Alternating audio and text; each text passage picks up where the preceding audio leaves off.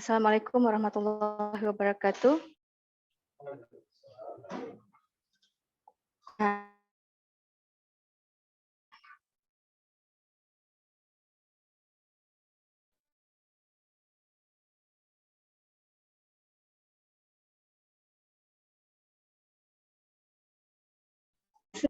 Title of the workshop. Poster. Karena saya nggak punya informasi apa-apa. Okay, anyway.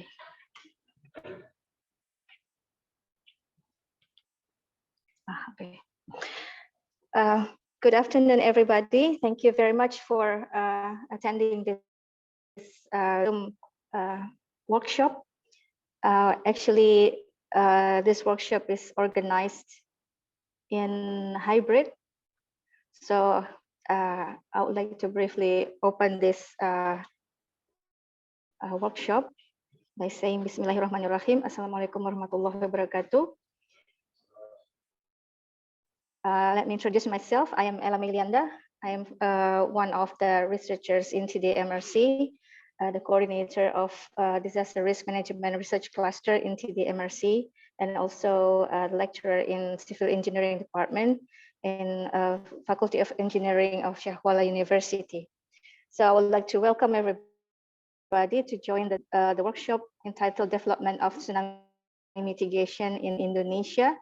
Today we have three invited speakers from international platform. So as you can see in the poster, so we have Professor Alison Rabi from Plymouth University, England. She is actually the team leader of the earthquake engineering field investigation team from the UK. EFID is the association for the earthquake engineers and other civil engineers who do a lot of reconnaissance missions in the disaster affected areas. And it just happened that this week, Professor Alison and the team being here in Banda Aceh for the whole week for a mission to investigate the recovery process after almost 20 years of tsunami 2004. Together with Professor Alison Rabi, the team will also present together with her. The first one is Dr. Marco Baiguera from University of Southampton, UK. And then there's Dr. David McGovern. He is from the University of London, South Bank, England, and also Mr. Keith Adams from Brunel University in England. And they will have they are the presenters, the first presenters. After that, we have also Professor Herman Fritz from Georgia Institute of Technology, USA. And then the third speaker will be Professor Shamsidik, who is the director of TDMRC, University of Syahwala. So I would like to invite the first part of the workshop with the speaker number one is Professor Alison Rabi and the team. So I would like to welcome you. Thank you.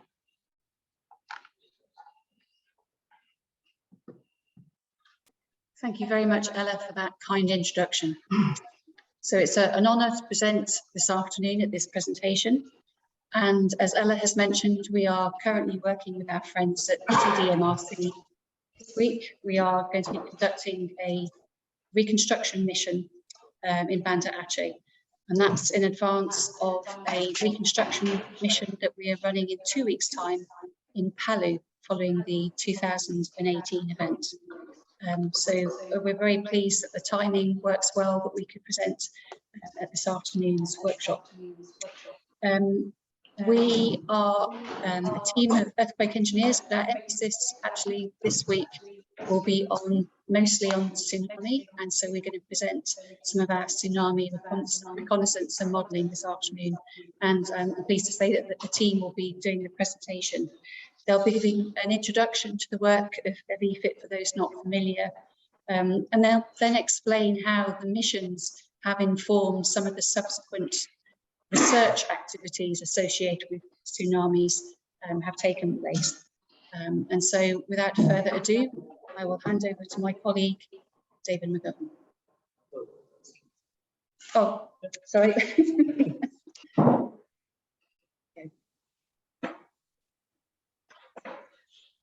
Keith Adams. Thank you.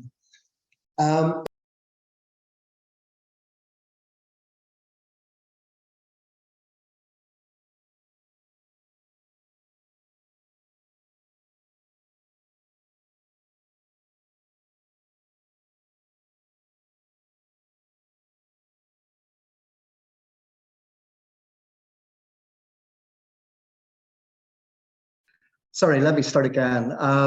Yeah, my name is Keith Adams, and I'm just going to give you some background to the EFIT mission and the organization. So EFIT is the Earthquake Engineering Field Investigation Team.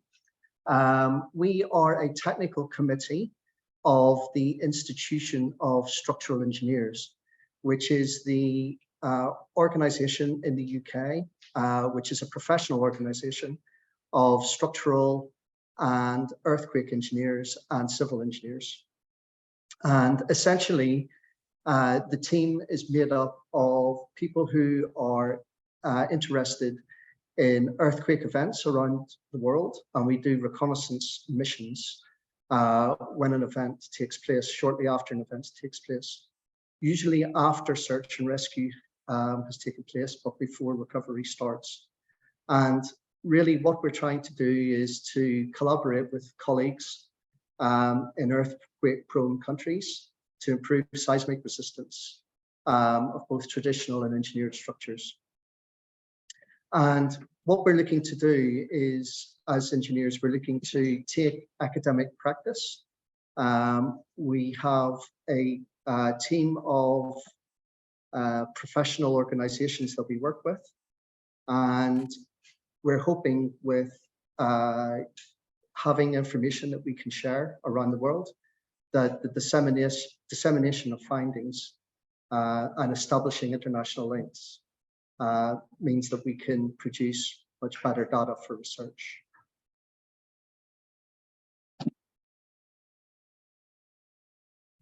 Okay, so essentially the objectives are to carry out field investigations following major damaging earthquakes, to actually compare the actual performance of structures under earthquake conditions and look at theoretically how those those structures should have performed, to investigate socioeconomic effects, including human casualties, to study disaster management procedures before, during, and after the event, to accurately and consistently report back to local and international engineering community through technical reports and academic papers, and to contribute to an improved understanding of engineering behavior with the aim of continuous improvement of design practices and regulations.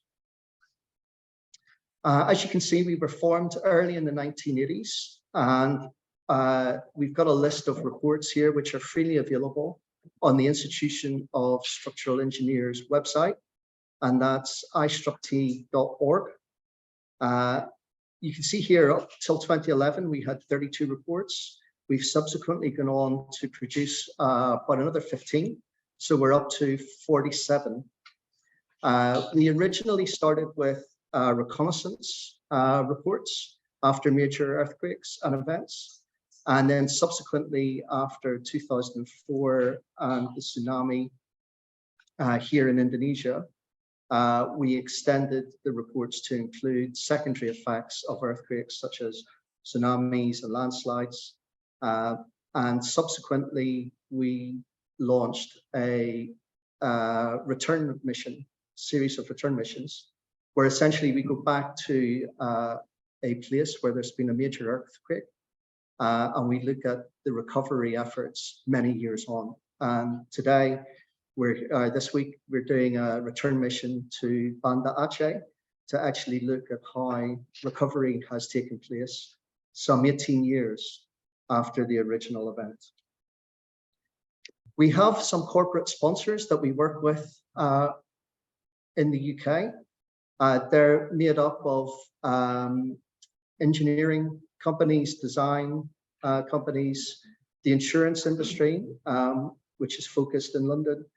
We've got a partner at the British Geological Survey and various consulting engineers.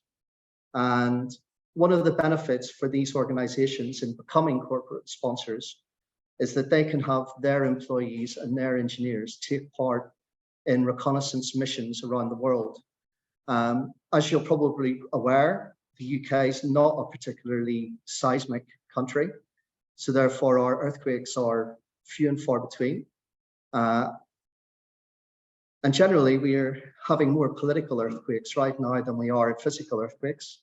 So consequently, it's good for us to be able to travel around the world and to get experience with events and post-disaster recovery. And with that, I would like to hand over to David. Thank you. All right, thank you, Keith. Right, so my name is David McGovern.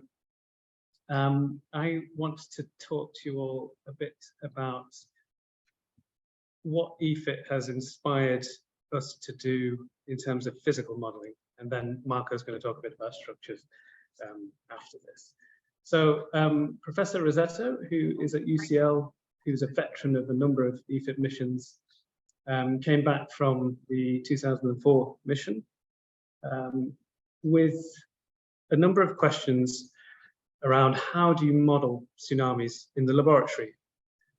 So we could distill those questions to understanding what tsunami forces are, how do we assess buildings and coastal defenses for tsunami, the failure modes, assessing the existing guidelines, are they adequate, and is there a design solution that engineers can provide.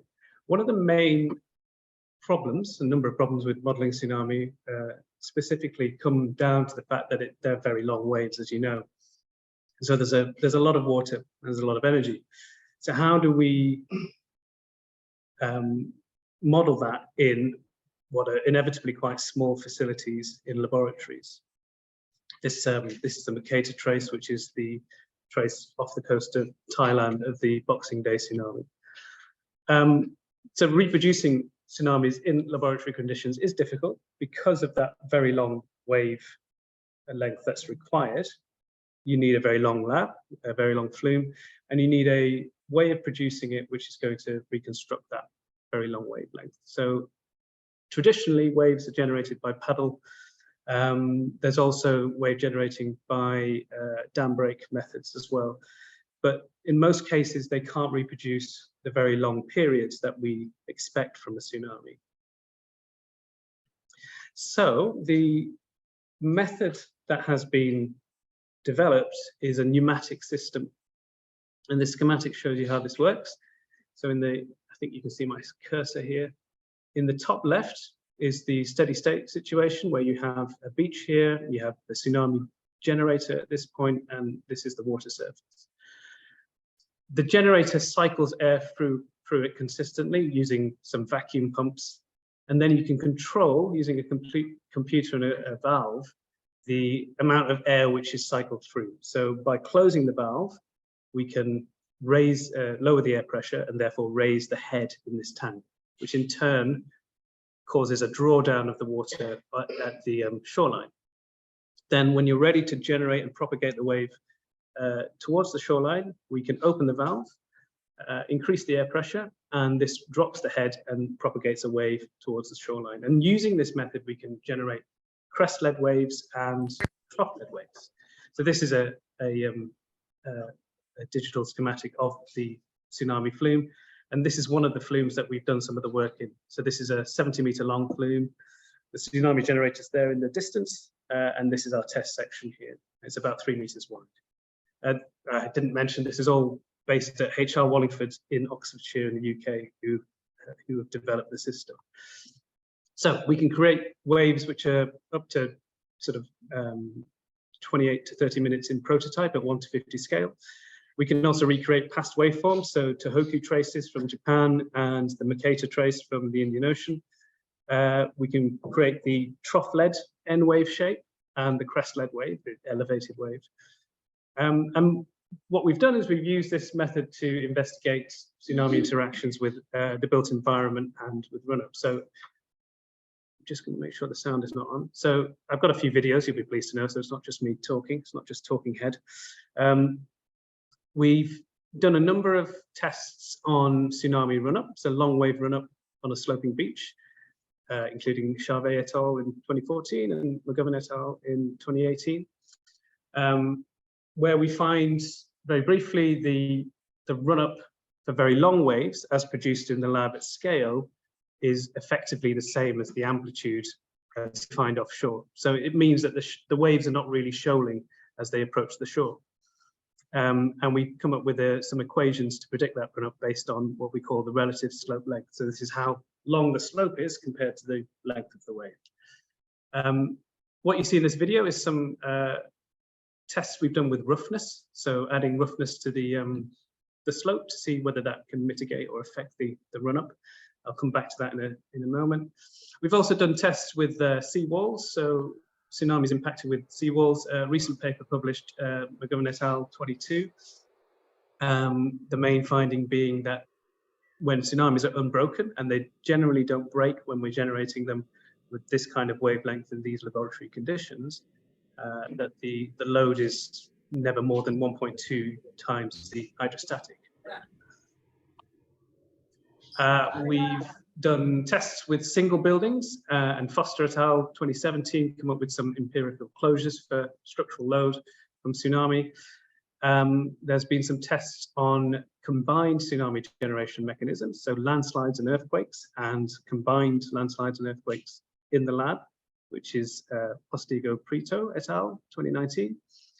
And one of the unique sort of service provisions of the generator is the ability to look at tsunami scour, which I'm sure we can recognize as one of the main causes of failure in tsunami at structures.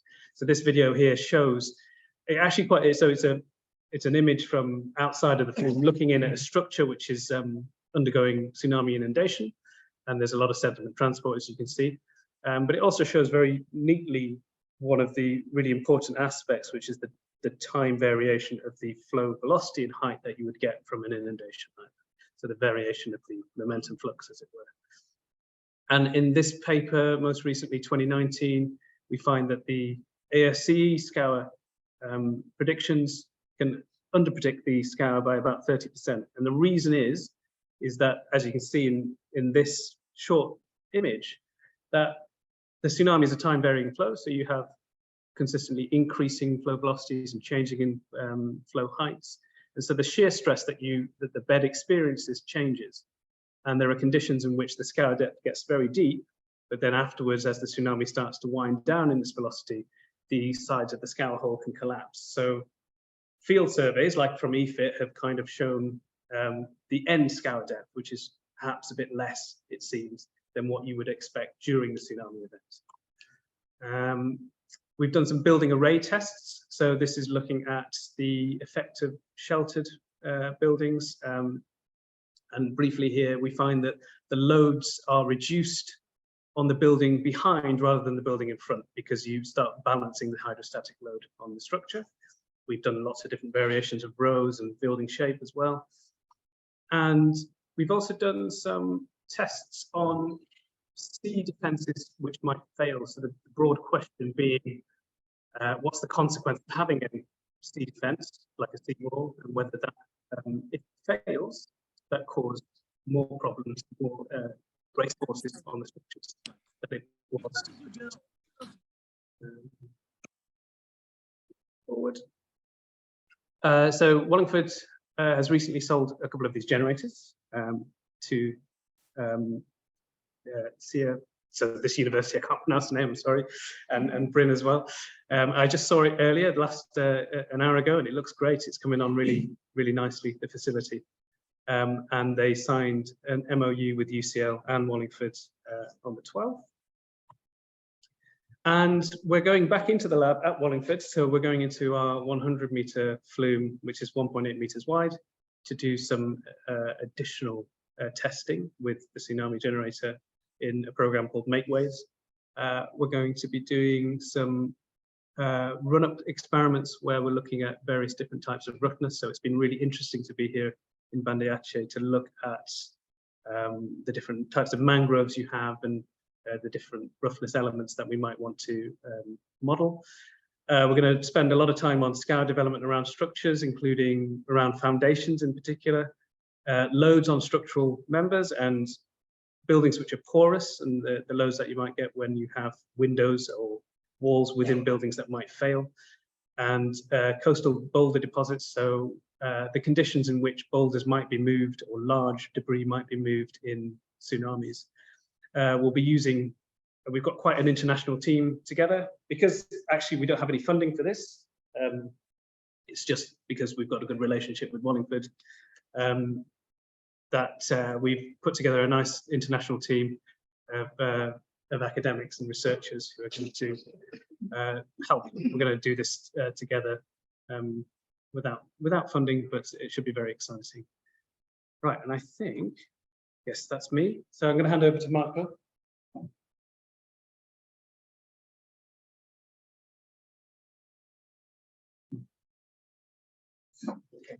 Hello, I'm Marco Beguera. I'm a lecturer in structural engineering at Southampton University, and I'll be talking over a few slides on more structural engineering side of things. On this slide, there are a few photos of a recent IFIT mission into NTAT in Palu. This is just an example of many, let's say, IFIT missions that dealt with multiple hazards, not just earthquake or just tsunami. The problem when we deal with damage on buildings that have been affected, as happened also in Banda Aceh, by two or more hazards, is to understand then from a structural engineering point of view how what the damage source, so if it's the earthquake or the tsunami, or how the two combined affect the structural performance. And of course, it's quite difficult to understand it from just looking at the empirical data, because they are usually combining both the damage due to both perils. So how to overcome this problem? One way is to develop some numerical structural analysis. And one question that came up after the Japanese earthquake and tsunami was, is there a way that we can quantify the impact of the preceding ground motion on the tsunami performance of a, for instance, vertical evacuation structure or residential high-rise building?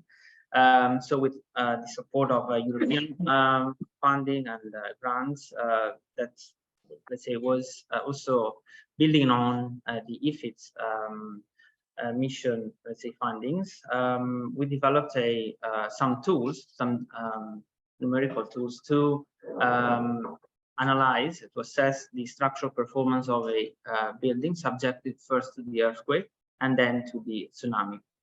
And what we found is that for a seismically designed structure, which is quite common to have in an area that is exposed to both earthquake and tsunami, the impact of the preceding ground motion can be relatively slight.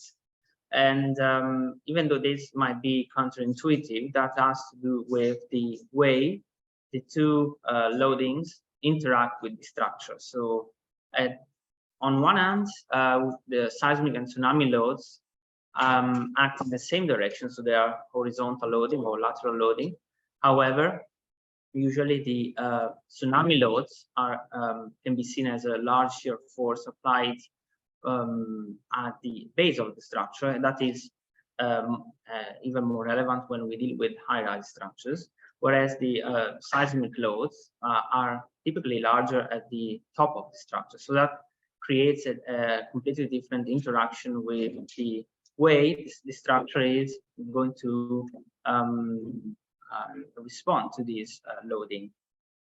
And how to study also tsunami impact on structures.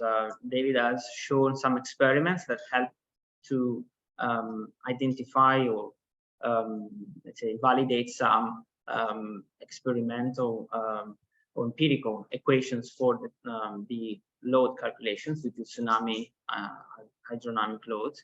However, how then can we translate this into a structural analysis? So in the literature, there have been attempts recently to do this. There are different approaches by, for instance, having a constant depth pushover. So we assume a constant inundation depth for the building, and then the structure is pushed to a certain, let's say, displacement. That would be similar to a seismic pushover. But in order to be a bit more realistic, another approach has been to vary also the height of the inundation depth, and by doing that, you can also change the flow velocity by tuning the fluid number, which is another hydraulic parameter that is relevant in this sort of simulations. And of course, there are also sort of improvement in this sort of development of analysis in order to be as also computationally efficient as possible. So there have been some development in also in creating tools that engineers can use in on an everyday basis. So we work together with the developers of a commercial software to introduce these tools and make them more available to the community. And as part of this effort to, let's say, come up with tools that can be used by engineers and can be also parallel to more prescriptive requirements that, for instance, we can find now in the US American design code, the AC 722. We work together with the ACE 722 committee to come up with some guidelines on how to perform such analysis within the framework of the US code. So that is also something that is about, let's say, the design, but of course we have to deal also with the assessment of existing structures. And I would like to conclude my intervention by showing at what extent we're also collaborating with partners here in Indonesia with Ella and UNITA and other researchers at the DMRC, and also with the University, Tadulako University in Palu, in order to come up with some frameworks for structural analysis for schools and to make also schools more resilient in the aftermath of a major disaster. So this is a project that has been funded by the UK government a few years ago and is still ongoing, and has involved, as I mentioned, different institutions both in the UK and Indonesia. And in terms of conclusion, I believe it's probably Alison. Thank you. So in conclusion then, summarising what we've just heard, if it's provided important opportunities to inform models and codes with real world data, not just for the teams, but for other investigators as well, provided the inspiration between behind advances in the modelling techniques, most notably with Tiziano and Rosetta's work, and giving researchers real world context for devastating effects of tsunami, driving their ideas and efforts to rebuild and mitigate their effects on communities. As we learned in this morning's focus group discussions, the actual experiences that people have through these events gives us the motivation and passion for the work that we do. So thank you very much for your attention. Thank you very much, Professor Alison Radi and Dr. David McGovern, Dr. Marco Baiguera, and Mr. Keith Adams for the very comprehensive presentation about what IFID has been doing for the missions to disaster-affected areas and how methods and improvement of methods has been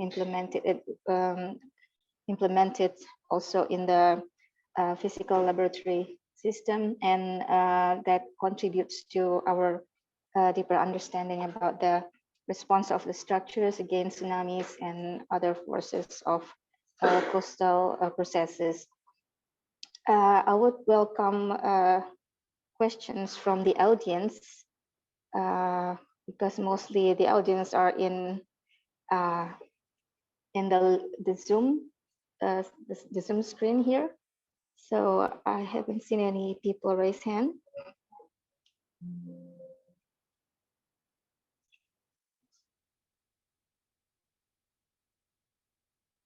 If no questions, maybe, is there any questions from the audience in the room? You want to pose questions? So maybe a question from Yeah, this is not fair, I guess. Thank you so much, Dr. Ella, and also Professor Allison and the group. I would like to know the reason why you choose a school for the project in Banda Aceh, because well, we all understand that the school structure here are not designed to sustain large earthquake. Moreover, to tsunamis. I mean, there's no specific design for tsunami resilient building that we have applied to any public schools here. Maybe some schools are quite good in terms of structural resistance to earthquake,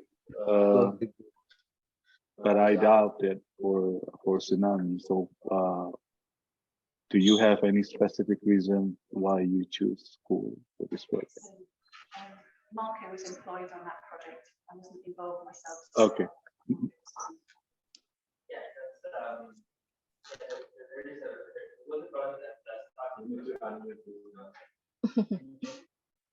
Not yet. Can you just try to speak? Maybe we can hear. Maybe we have to move again to.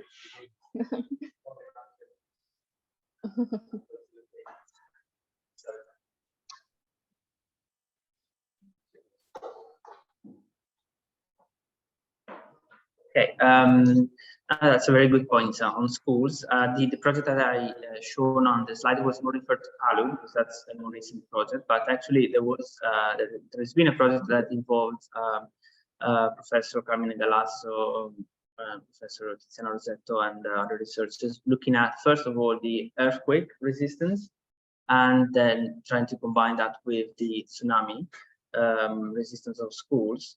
And definitely two loadings are, whereas when we have like a seismic loading on a structure, you can have more moderate, from let's say light to moderate to extreme damage, whereas for tsunami, it's more like green or red alarm in a way, because either the structure would fail or not. So based on the analysis that we carried out, and they still like to complete that work, the schools that were surveyed closest to the coast, or the location, let's say, moderate schools, were found to be deficient in terms of tsunami resistance.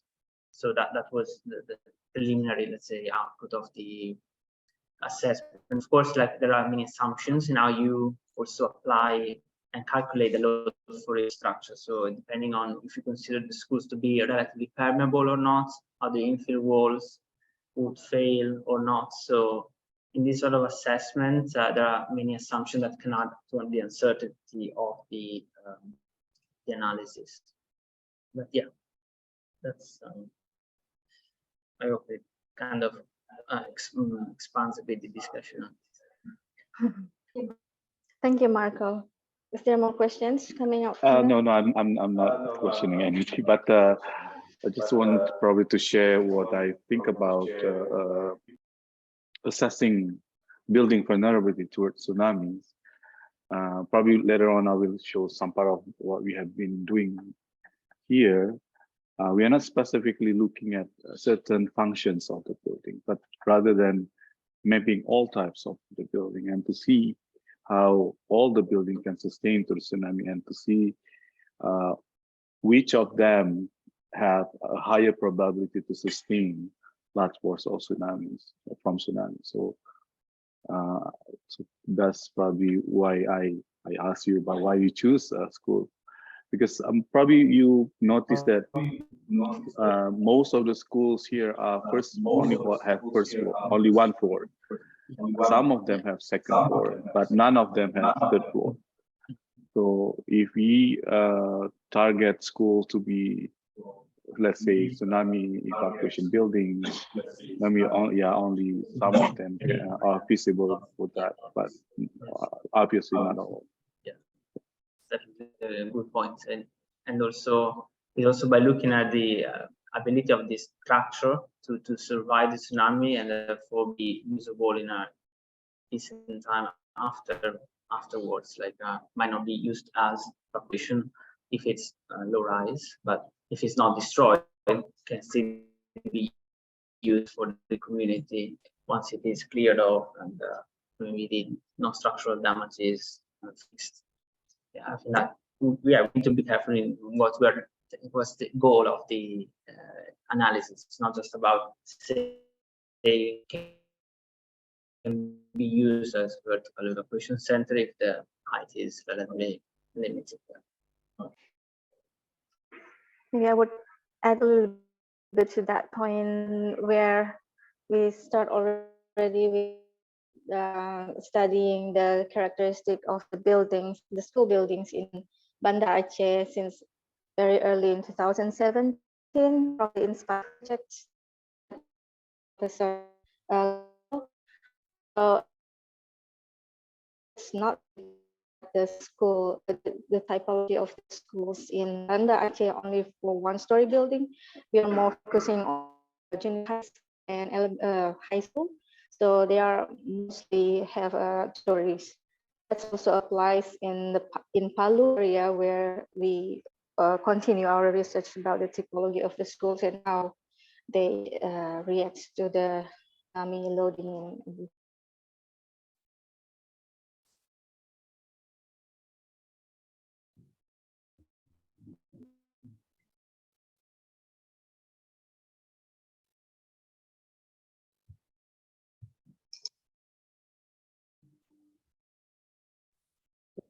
A lot of sampling of the structures there in both locations. Yeah, so that helps for creating the methodology, the empirical equations for that one. Right, Ibrahim has questions here. Please. Okay, I will try to translate that.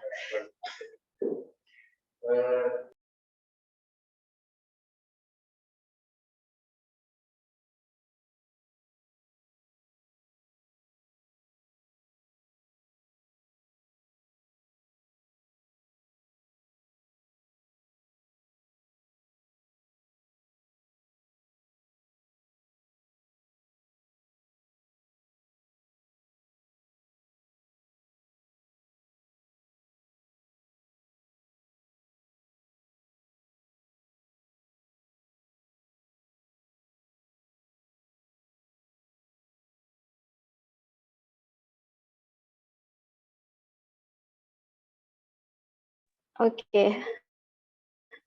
Our PhD student here has a question regarding, maybe it's a general question about, because you have more experience on doing assessment to different places around the world when after being impacted by the earthquakes.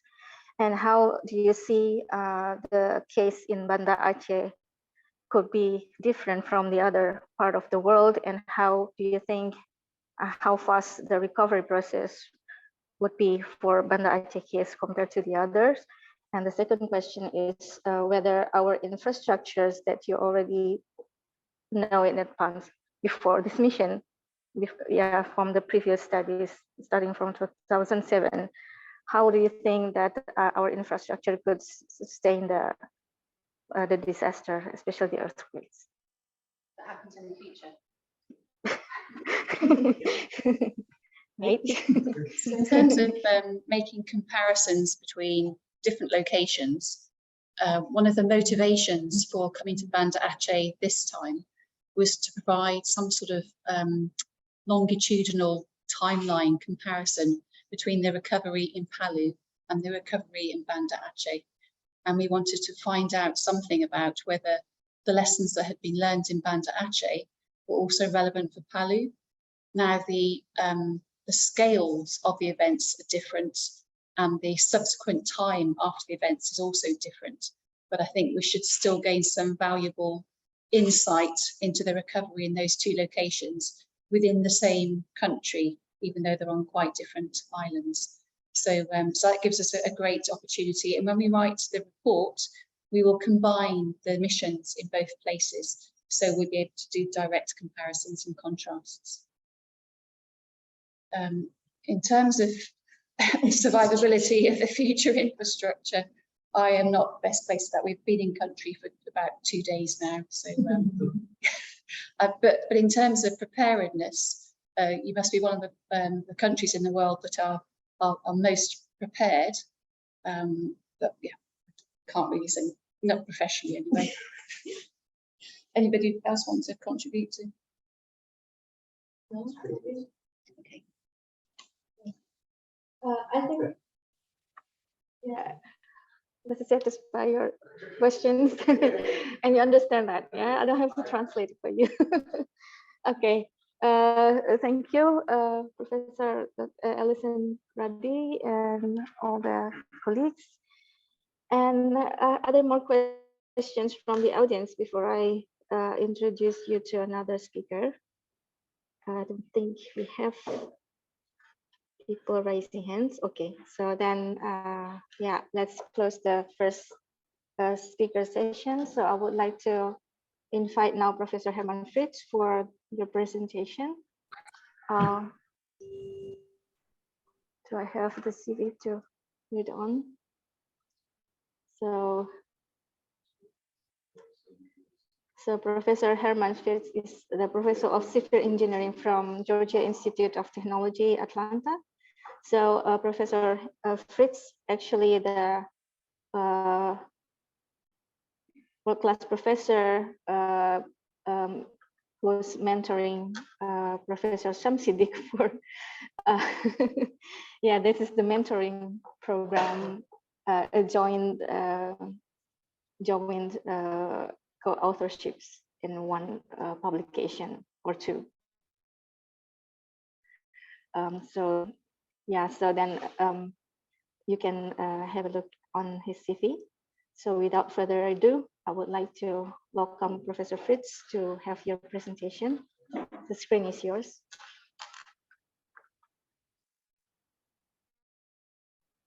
Thank you, Ella, for listening.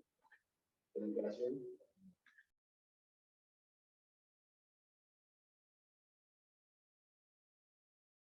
Okay, can you hear me now online? Yeah. Okay, all right.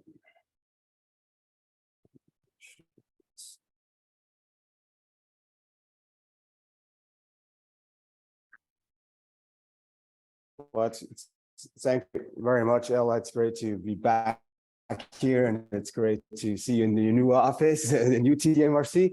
And thanks again for the opportunity to speak here, both to the audience online and in person. So I'm going to ask about talking about tsunami mitigation, and also complementing the seminar from Saturday. I decided to use some of the post-field survey experiences over the past couple of decades to kind of show how we drove tsunami mitigation around the world. So this is a picture of from Japan in Tsunami. The Indian Ocean really, in 2004, brought tsunami to the world's map. It takes almost 8 hours to hit the Horn of Africa, and 300 people die almost 8 hours later.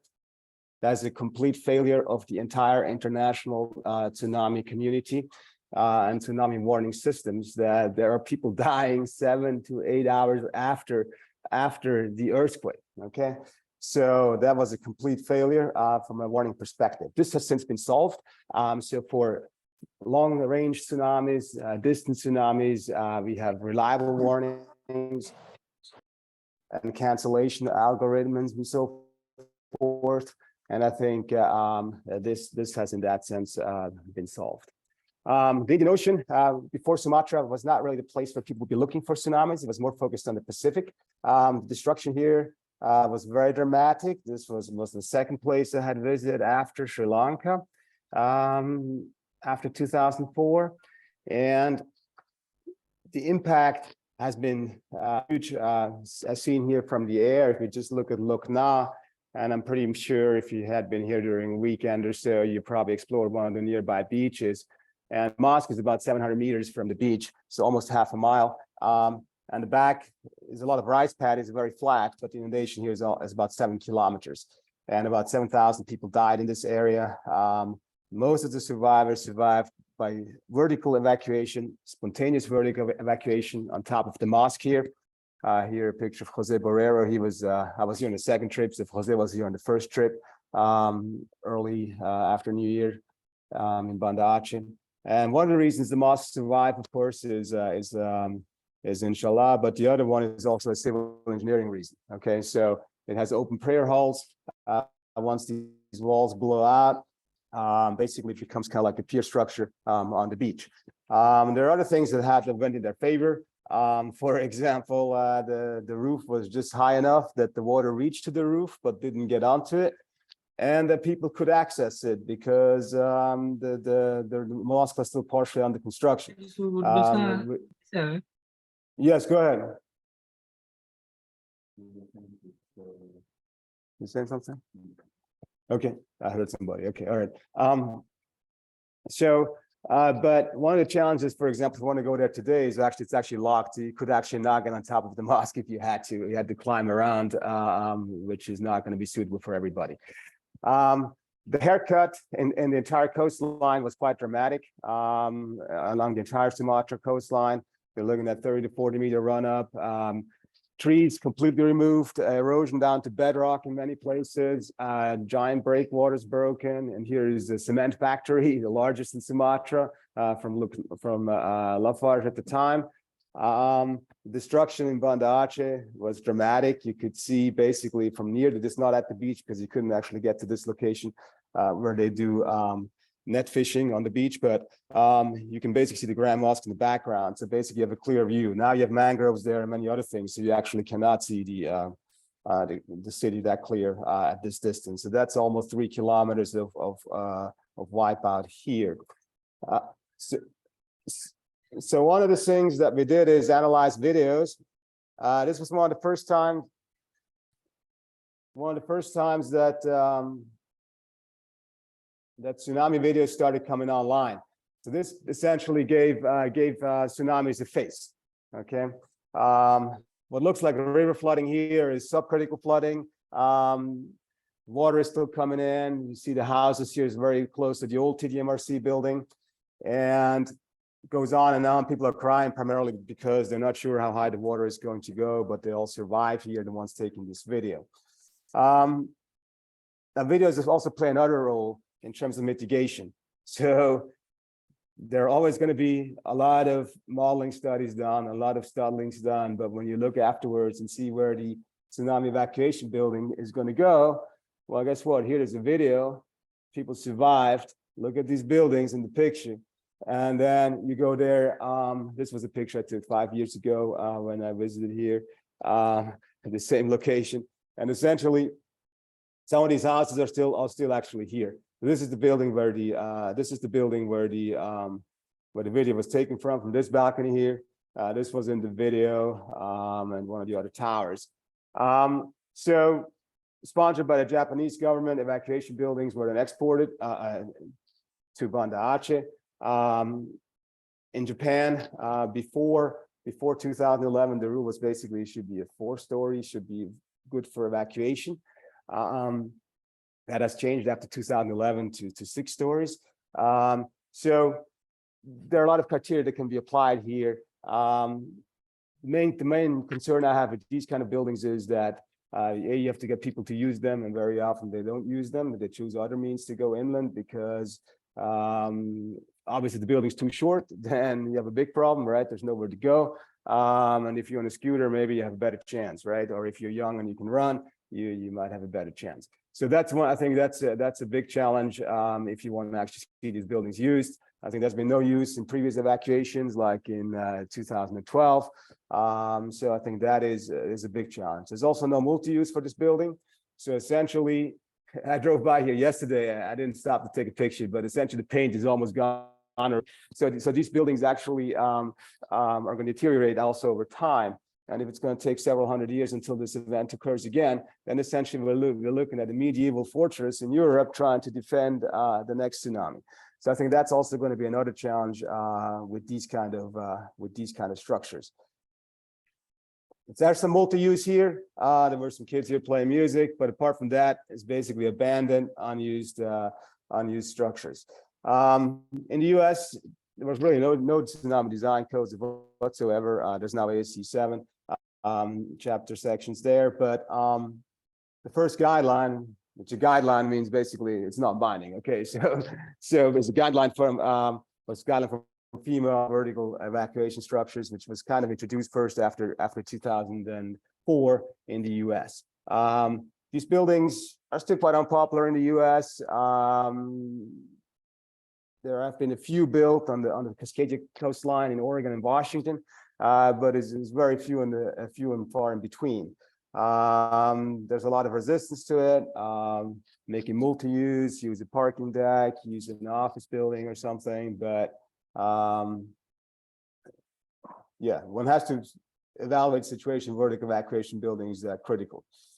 So some of the other sites that we analyzed, this was right by the Grand Mosque. You probably recognize the corner. Actually, the shop over here is still there down here.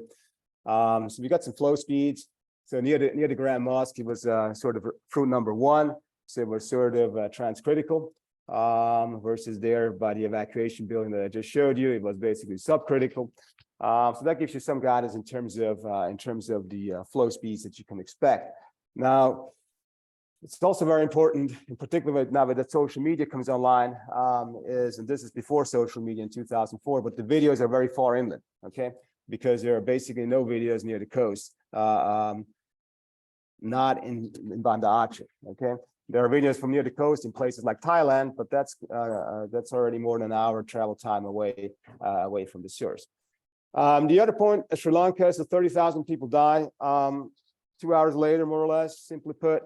Again, this is a complete failure of the international warning community, and I'm going to say this again. It shouldn't have happened, okay? So those are the kind of disasters that we want to prevent with the warning systems. And this is what all the national warning systems, PTWC focused on the Pacific and in the US, the JMA in Japan as well, and the Indonesian warning center here are very well trained to do and very capable of doing. So I don't think we're going to ever see this again, because if you have 2 hours time to evacuate, even if the inundation is 2 kilometers in places in Sri Lanka, you will be able to get out, okay? Or the majority of the people will. The other thing is there were even people, of course, in Sri Lanka that never heard of any tsunamis before. So there were even people calling from one side, hotel owners calling from one side of the island, calling the other side of the island. That's about 20-minute time to evacuate. And the people on the west side of the island were confused what they were saying, and they did not evacuate. This then leads to some other atrocities like the Queen of the Sea. There was Barrel Roll, the deadliest train disaster in history. And also leads to spontaneous vertical evacuation. So this guy actually climbs a tree, which was something that we discussed it with him, and then he wanted to show us. So his chauffeur started where he ran, and then where a lagoon is with some crocodiles where he couldn't go any further, and the tsunami in the back, and he climbs, and the tsunami goes to his ankles. But that was pretty incredible to him to actually go up there for that interview. That's 2005. I'm showing this because I have other images later, which are pretty much the same. Now, after 2004, there was a lot of reforestation. There were a lot of well-intended projects, this is one from Khao Lak in Thailand here, World Vision. There was a FAO meeting there in 2006. I think one of the big important things to know with mangroves is they basically grow in sheltered areas. Okay, so they grow in areas which are already inside the bay, in the river inlet, or behind the barrier island. They typically don't like huge wave exposure during normal times. Replanting mangrove is generally a great idea. I'm all for conservation and planting, but it's not the only solution, and there are limits to it. As in many tourist regions around the world, you will see mangroves pulled out, the dunes bulldozed just to give the tourists the nice view they want in Thailand and places like that. Okay, so that's the international tourism, and that's a huge problem. Because we've seen places in like Sri Lanka, Thailand, and so forth, where things were literally bulldozed that could perhaps have helped. A few years later, okay, 2006. Now this is basically the year where Twitter, for the youngers, you don't remember, but the year where Twitter kind of came online, the first social media, if you want. And this is in very fresh memory of 2004 tsunami. So why did not everything work here? So this is now a slow earthquake. And slow earthquake have the, from an evacuation perspective, have the challenge that the earthquake is not felt very strongly. And with that, very often people are hesitant to evacuate, or they don't evacuate. And that's basically what leads to several hundred fatalities here in South Java.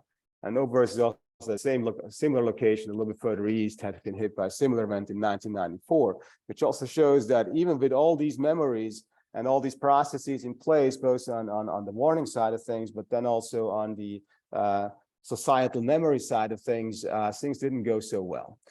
And there's another underlying factor here that there might be some surprise involved with a submarine landslide off of the prison island Nusa Kambangan, but that's another aspect of it. The main issue was, for example, here in Pangandaran, which is one of the main beach resorts for locals in Indonesia, in Java. The lifeguard, for example, when we interviewed the kid here, is the guy with the red hat here. His fellow buddy surfers had to kind of hold him because he was actually on the lifeguard. It's 4 o'clock in the afternoon, a big wave day. He doesn't really feel the earthquake, and there's no evacuation, and then several hundred people die on this beach. The lifeguard survives, however, because the water only gets to his ankles. So those are some of the biggest challenges. If spontaneous evacuation fails, then we have a major issue. Okay, so if people cannot feel the earthquake, then they're not going to be tempted to evacuate. And the main issue with tsunami earthquakes is that while the duration can be long, the shaking can be very weak. So from an evacuation perspective, it's very important that if it shakes more than 30 seconds, that you really evacuate, in particular if it shakes more than a minute, even if it only feels more like a rolling ship motion rather than like, you know, the kind of tremor that throws you to the ground. So the intensity of the shaking is not important for whether you should evacuate or not. That's a mistake that we've seen several times around the world. Another eyewitness here in an agricultural area, same situation here, didn't feel the earthquake. So that was the challenge in 2006. Now we go a little bit further to the east here. Then we get into very tribal areas in the Solomon Islands here. Some islands that have no internet. Okay, there's no internet at the time, at least, and there's no television, and these places have no electricity too. Some cities, of course, have, but the islands that were impacted here don't. And the interesting thing here is that the fault lines are very, very close to the islands. Okay, without going into details, but I want to point out here is that the earthquake, this is the fastest I've ever seen a tsunami arrive after an earthquake. It's between the islands of Simbo and Tapurai, because one is on the subsiding side on the triple junction, and the other one is on Ranongos on the uplifted side. They're only a few kilometers apart. So one goes down, one island goes down, that's Simbo here, and the other one goes up. And basically, These guys, they look pretty sturdy, you know, they tell you that they fall to the ground during the earthquake. And when the earthquake stops, they run and the tsunami is already coming. So that's the situation here. Situations like that basically negate any kind of warning mechanisms, okay? And that's also not for the people they are intended to. The shaking here is so strong and so long that you have to evacuate. Now, the other thing that I want to point out is that having studied also other disasters like hurricanes and so on, this is one of the few places that I know where actually a relocation was done voluntarily. So I had a chance to go back here 3 years later on an extra day after some other thorough work for another event.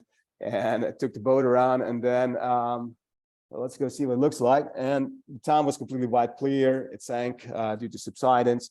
And the locals had tried to rebuild, but then they kind of realized it's not a good place to rebuild, and they relocated. And they basically used it as plantation. But it was a tribal decision without any outside influence, and I think that's probably the way relocations do have to happen. Now, obviously, on the other side of things, there's uplift, and uplift is, of course, a good thing, which basically here 3 meters. Okay, so basically the corals are out of the water, makes aid delivery very difficult, because when you walk on it, there's a razor sharp. And also, if you're right after it, it gives you a very bad smell when the corals are dying. So those are some of the challenges. But I think it's also important, uplift and subsidence are also important when you're considering infrastructure, because before the tsunami will even strike, your infrastructure might either be a couple of meters lower in some cases, or it can be pushed up a couple of meters. In this case, we're talking 3 meter uplift, more than 3 meter in some places. That's basically the story of a typical hotel floor or building.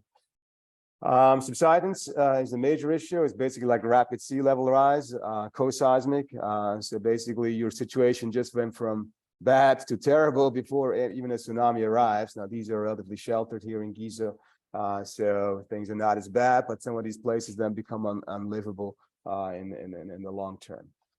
Co-seismic landslide activity is a very key hazard, and the big thing for surprise that I showed Krakatoa in Saturday's presentation. We can get very big run-ups locally. Okay, we can get the 100-meter magnitude kind of run up locally, but it's very localized. So that's the important thing. Okay, so and things can be superimposed. It can be combined with tectonic tsunamis. But if you have a very pronounced spike somewhere that is much bigger than what you can anticipate from a classic subduction zone, then perhaps it's some kind of a landsliding above or underwater. There were probably, in terms of evacuation, the locals here did a great job. No warnings, nothing, no internet, no cell phone connectivity, nothing. But only about 50 people died. Okay, so for this kind of earthquake, that is actually quite amazing. On one of these landslides, there were actually 2 guys going to shore and then trying to run away from the tsunami, and then the landslide comes and kills them. So they survived the earthquake, basically survived the tsunami, but then the landslide takes them out. So that's probably the 2 most unfortunate victims of this event. Education is very important. I think the best thing I did here was actually when I talked to them that I put my head out and said, you know, it's safe to go back fishing, because they were dependent on these helicopter drops for food. And then the next day, basically, they went back out. They went back out fishing, and the bags wouldn't be used anymore. And I think that's important. That's an aspect we should emphasize, is the education and awareness aspect is one thing that is very, very important, because the locals on this island here, because the island was uplifted, they saw that the sea is low, so that well, the sea is going to come back, and they were scared to go back fishing. So then after I tried to explain them some earthquake tectonics, they seemed to be convinced. So I think that's an important aspect. Now comes 2009. Now 2009, Samoa is the first major tsunami to hit U.S. territory, American Samoa, in actually quite some time, apart from places like Alaska and so forth. Very low population centers. I want to point only to 2 islands, not in the U.S. here, but I want to point here to Tonga over on the left side here, over on the western side. I want to point here to this because near Toputapu, the Tonga's most northern archipelago, there was a huge forest here, okay? And this earthquake is not that big, magnitude 8, normal fault. And essentially it wipes the entire north tip of the island clean. You can see a professor in the locale on these massively scoured a tree with branches broken quite high up. There was almost no fatality here. There were only 9 victims. There's less graves than that, but that has to do with family situations. But basically, the majority. Okay, one person was on the world's most remote resort, and he just happened to be on a place which was completely overwashed, and there was no easy way to get away. Let's put it this way. The others were basically people trying to go back to pick up some people that had. They actually had already evacuated, and they weren't sure if everybody had evacuated and went back to high school, but those folks actually had already evacuated and were not there. And by driving back and forth, they were basically driving along a coastal road, which is usually not what gets you to a safe place, because you're just moving, but you're not going to a safer location. So the vehicle gets overturned and the tsunami and they die. So that's the aspect for evacuating on foot, going inland to high ground. I think that's an important emphasis. Now here in Sumatra, well, that was 2010, which basically is a year with a lot of activity in terms of mega disasters. But so in Sumatra on this plot here with earthquake magnitude and fatalities, you're pretty far on the right and pretty far on the top in terms of both of these. Now, in terms of tsunami fatalities, you are way off the map, okay? But if we add in the earthquakes, then it's a little bit more mixed. So why do some events produce a lot of deaths and others don't? As a plot from Roger Bilham in one of his papers. Well, the Chile event 1960 is the biggest one, but it tracks a very remote area and a tsunami-aware population. That's a big difference to Sumatra 2004. Where the population was not tsunami aware to levels like in Chile. That's one. Then we have other events such as Haiti that are disasters like the dot up there, which have similar fatalities, but a much smaller earthquake. So why do these events become so large disasters? I'm showing Haiti just because there's some comparisons to Palu, for example, in terms of a strike slip earthquake inside a bay. And Port-au-Prince have been wiped clean during the French era in 1751, but people have forgotten. I think it's important that the timescales of the events will prevent people from remembering. And particularly in a place like here, it's 259 years apart, and basically there's no tsunami awareness whatsoever. The majority of the victims, of course, are from the earthquake, and not just the majority. Almost all the victims are from the earthquake. Okay, great French colonial architecture to some degree. France is also a country like the United Kingdom with very little earthquake experience, but very grand buildings. Unfortunately, it doesn't always lead to safe construction. Okay, so people smushed and collapsed. Now, when it comes to coastal impacts, that was my focus. There was a lot of subsidence again. So poor coastal planning. This is actually a resident diving on his building trying to see what's left. Okay, so there's lateral spreading from the earthquake. This is now not just tectonic subsidence because of the strike slip. There's a little bit of that, but the majority of this is now geotechnical. So it's basically lateral spreading into the Bay of Port-au-Prince. And then there were some localized tsunamis. Again, things happened very fast here. The earthquake happens, the tsunami comes, but the inundation distance are really, really short. Okay, you only have to run 1 or 2 football fields to get away, and the wave is not even that big. Yet there's still a handful of people that managed to die here. Okay, so again, this is with pure education.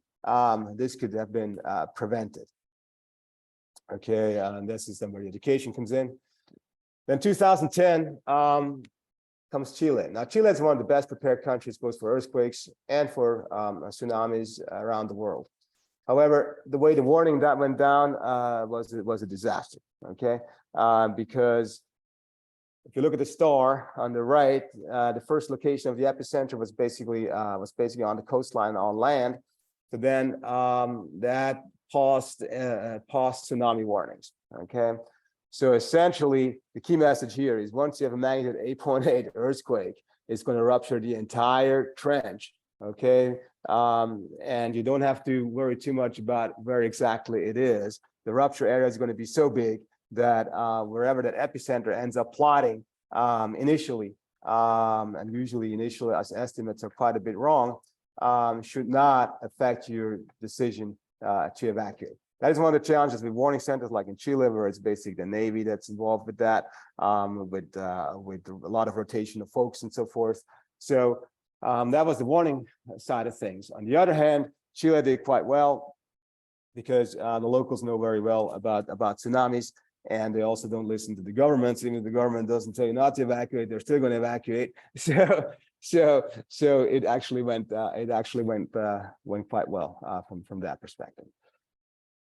Now, this is the area of instrumentation. Okay, so the one thing that for the Indian Ocean tsunami was missing over large parts. Tide gauges is the typical navigation instrument, which is great, gives you a signal. Okay. However, this is where you want to be very careful. Okay, because with tide gauges, you can do a lot of misinterpretations.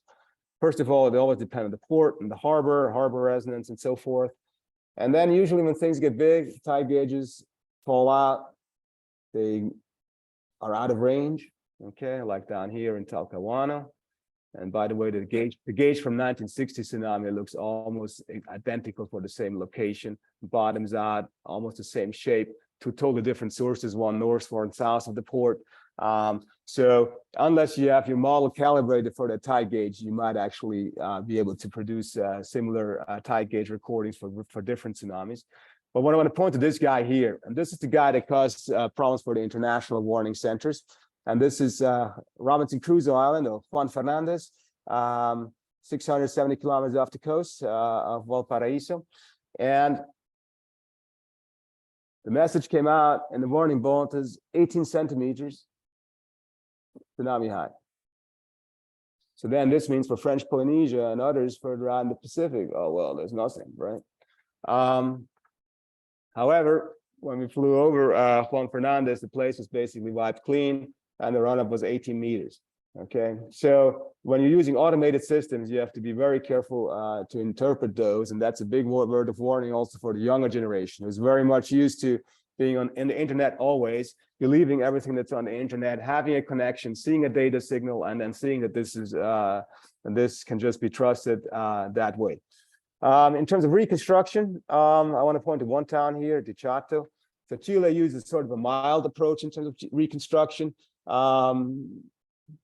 are some tsunami-resistant features. And for example, this town here, which was one of the hardest hit at the time, inside this bay, which is a tsunami trap. And one of the reasons there was some effort put in this location is because this is also a place where, for distant tsunamis, you still get a couple of meters of run up every time. So then your events are actually more frequent. But remember those buildings. So basically, there was a seawall put in. There were some structures put in that sit a little bit higher, and there are some riprap and things like that. But it's fairly soft. Okay, so this is not Japan style seawalls and so forth. Okay, so this is still basically a beachfront, and there's a small seawall behind it. The idea here is, I know that for a 2010, 1960 Chile type of event, this is not going to work. I'm going to get 5 meters at least over the top of this thing, okay? And I'm going to get damage behind it. But this is going to work for distant tsunami. So for example, for the Japan tsunami, this wasn't fully in place yet, but something like a Japan tsunami, Tohoku 2011, with about 5 meter run up at this location, that can be matched with this kind of structure. Okay, same here, back to, so a lot of international experience have been gathered with tsunamis, in particular starting with 2004. Before that, tsunamis were of course also surveyed. In Japan, there are tsunami surveys going back to 300 years in some places. The first tsunami run-up map that I remember for Shimabara disaster. But back to Indonesia, and there's another tsunami earthquake. So there was Java, okay? That is one here, Mentawai Island off the coast here, famous surfing locations. And again, people died. So there are some complicating factors here. 500 people die. So there's some complicated factors, tribal areas, some connectivity is an issue there. And the other thing was it happened at night. So again, now we have the issue that even locals, tribal people have a hard time feeling the earthquake. It's in the middle of the night, and some decide not to evacuate. So that is still a challenge in places like this.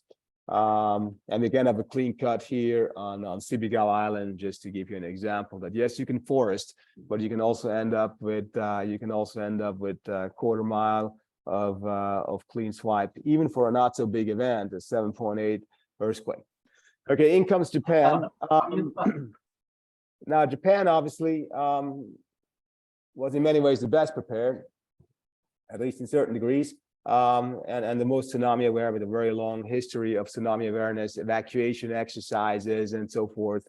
And they were expecting it, so they put monuments on the seafloor here. So the 4 markers, basically like gravestones on the seafloor. You have to reposition them afterwards, but that gives you seafloor motion. But still, even now we have 50 models with different seafloor deformations, even for the best documented event. The other thing I want to point out here, this is a thing from Andy Newman, but all the GPS on land, they're going to record Japan moving 4 meters towards California.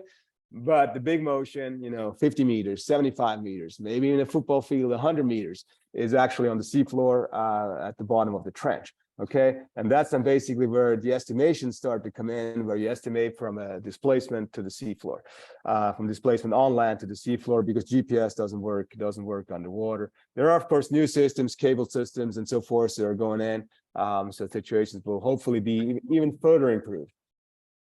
Since a Pacific-wide tsunami, and one of the places I just showed you in Chile down here, got about 5 meters from this. And I had a chance to survey here some places that I visited when I was at the University of Tokyo in 2009, and then again in 2012, but then also immediately after the event in 2011. So I had a chance to survey places where I talked to the emergency managers 18 months before the tsunami happened. And that was not always easy. Okay, so now in terms of the run-ups, they're very similar to what we have in Sumatra. We have the ballpark 50 meters in some places as a maximum run-up in the Sendai Plain and so forth. So we have sort of the 10 meters on the beach, and then going inland from there. And Fukushima, which is sort of an intermediate kind of coastline, a little bit more terrain than Sendai. We have about 20 meters on the beach and things going in. Of course, this also put all the nuclear agencies around the world, including the NRC in the United States, basically have to reevaluate all the nuclear power plants worldwide, but also in the US in terms of the risks assessments for tsunamis, because for nuclear power plants, you have to have a 10,000-year hazard. And now I'm going to say that nobody knows what a 10,000-year hazard actually is, okay? And because we don't have those kind of records, so we're always gonna miss the extreme event. I think that's one thing we want to remember when we're designing, in particular when we're designing critical infrastructures, and these are the kind of places where the infrastructure really should survive. It's a place where evacuation is not an option. I'm not going to elaborate on that. The other thing I want to point out here is, in contrast to the Solomon Islands, where the tsunami arrives within less than a minute. Here, there's a lot of time, 1446, 1539, in these photographs, okay? So there's almost an hour, okay? So there is more than 50 minutes until the tsunami onslaught. So there's quite a bit of time to make good and to make bad decisions. Now, in Japan, everything was kind of designed for magnitude 8 events. So when I had visited, in 2009 and attended some of these evacuation exercises and so forth. The numerical models and the structure had all been designed for this magnitude 8 to 8.1, 8.2 kind of events. That's what they thought they were prepared for. Now, however, what happened is that in the first estimate of JMA for the earthquake magnitude, it came actually out as an 8.1, the initial estimate. And that was a big problem because that basically meant that, oh, we have it right, and we can just keep going. But it turns out that it was then a 9.1 in the end. And things go very fast. Then once the tsunami comes ashore, of course, and then about quite quickly again. Now, in terms of mitigation measures, Japan is the example of sort of having this multimodal, multi-phased approach, of having, you know, seawalls, breakwaters, coastal forests behind that. That's something that's been pioneered in Japan, but some of these coastal forests are pretty short, okay, in terms of extent. If you want to really make a big impact, you need more depths in terms of that. So these things can get over top. In some cases, they broke. In some cases, they didn't. This place is very few ruptures here in terms of breaches. Giant scour hole, and then pretty flat. This is about 10 kilometers north of Fukushima here. That's the closest I went in 50 months later when they were trying to let people go back to their belongings and this kind of stuff. The decay of the tsunami here is quite quick. Okay, so the decay. So there is a benefit of these coastal structures in these former rice paddy areas, that you get a quicker decay. Okay, where usually you get about 1 meter per kilometer as you go inland over a flat area. Here, basically, this goes a lot quicker. And also the beach Obama, which basically has bigger breaches, more breaches, less intact seawalls after the event. The flooding inland is bigger. Okay, so even if the structures fail, there's a benefit to having the structures. Now, in the U.S., structures are not very popular. It's societally not acceptable. Okay, so the coastal protection in the U.S. is primarily beach nourishment for hurricanes. These kind of Japan-style structures would be very difficult to get approved. But the other thing I think that I want to point to here is that Fukushima obviously was the inside job in terms of the design, taking a long-range tsunami from Chile as the biggest historic event, which then gives you the 6-meter seawall, lowering a sea cliff to put the nuclear power plant closer to the ocean, and so forth to have a save on pumping costs. But just 110 kilometers north, the Onagawa nuclear power plant fared much better. There should have been warning signs from a political regulatory perspective there anyway, because why is one nuclear power plant has a 6-meter seawall, the other one is built at 13 meters? Onagawa was also interesting from another point of view, which is that buildings were overturned. So it's actually the first time I've seen a building overturned like this, a 4-story building. And this was also the height of evacuation buildings in Japan. They were basically had to be 4 stories. And afterwards, you know, it was changed to 6 stories, which also shows you that the design criteria for these things are dynamic. Okay, which can be a problem. And we have the same problem in the U.S. with hurricane levees and so forth. We have 200-year hurricane protection plan, which becomes a 100, which gets improved and then becomes a 100-year risk reduction plan and so forth. So a lot of these things come into play. There's also piles here. Actually, they're pulled out. Obviously, in these kind of landfill infill materials, you have a lot of liquefaction, so you can pull it out like toothpicks. But there's actually one pile right here that you can see hanging afterwards. And the building was not just overturned; it was also moved about 70 meters. So it was basically as a kick downfield. And a tsunami can represent itself in very different ways. Okay, it can be very slow, flood relatively slow, or it can be very dynamic depending on where you are. And this is one reason I want to show this one video here, which is only a mile away from that nuclear power plant, but on the other side of this peninsula. But it does give you some idea. And this is also a warning in terms of interpreting footage from online. These are some photos, but this happens to be the first wave. But when I saw these photos and then I looked at the town, I said, well, this doesn't look the same. So this cannot be the whole story. And the pressure sensor from the nuclear power plant was undersampling and also bottomed out, so it doesn't actually catch the full wave, which is another reason why you have to be careful when you have a recording, how to interpret it. But I'm not showing that today. But this is basically looking offshore from a schoolgirl here in Japan. The harbor is basically empty. The breakwaters are pretty much sticking all the way out. And then this is the second wave now. Okay, so we had a negative wave, starts coming in. The town's already been flooded before. Goes over the breakwaters, and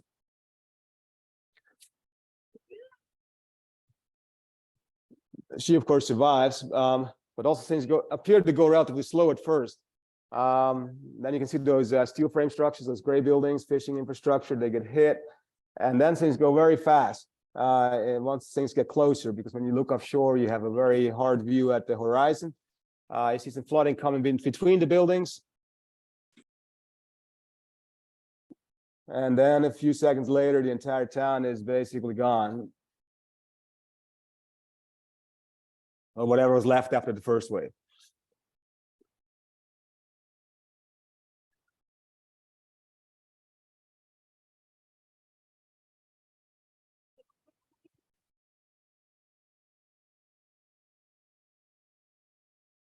Yeah, and then they run to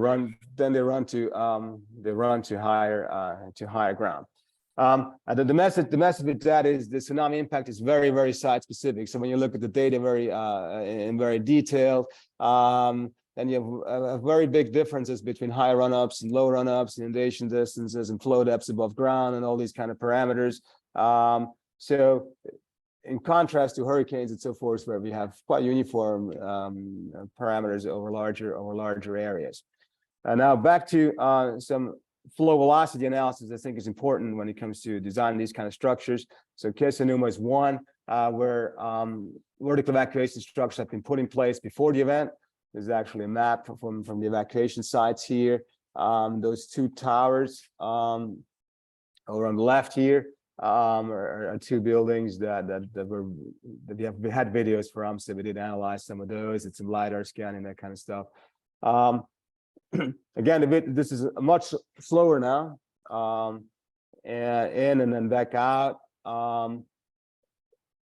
This is all cut together in different snippets here, but the time scale is quite a bit different to the other event where we go from -10 to +20 over a very short period.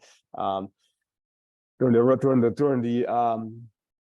backflow here, we have order of 10 meters per second flow out of the bay, which was actually quite impressive. But we can analyze these videos, one can get some data from it and get some idea in terms of where the water gets to these buildings. But depending on the site, things can be very dynamic or very slow. I think that is an important message here. So in terms of, okay, I'm not going to elaborate on this PIV stuff.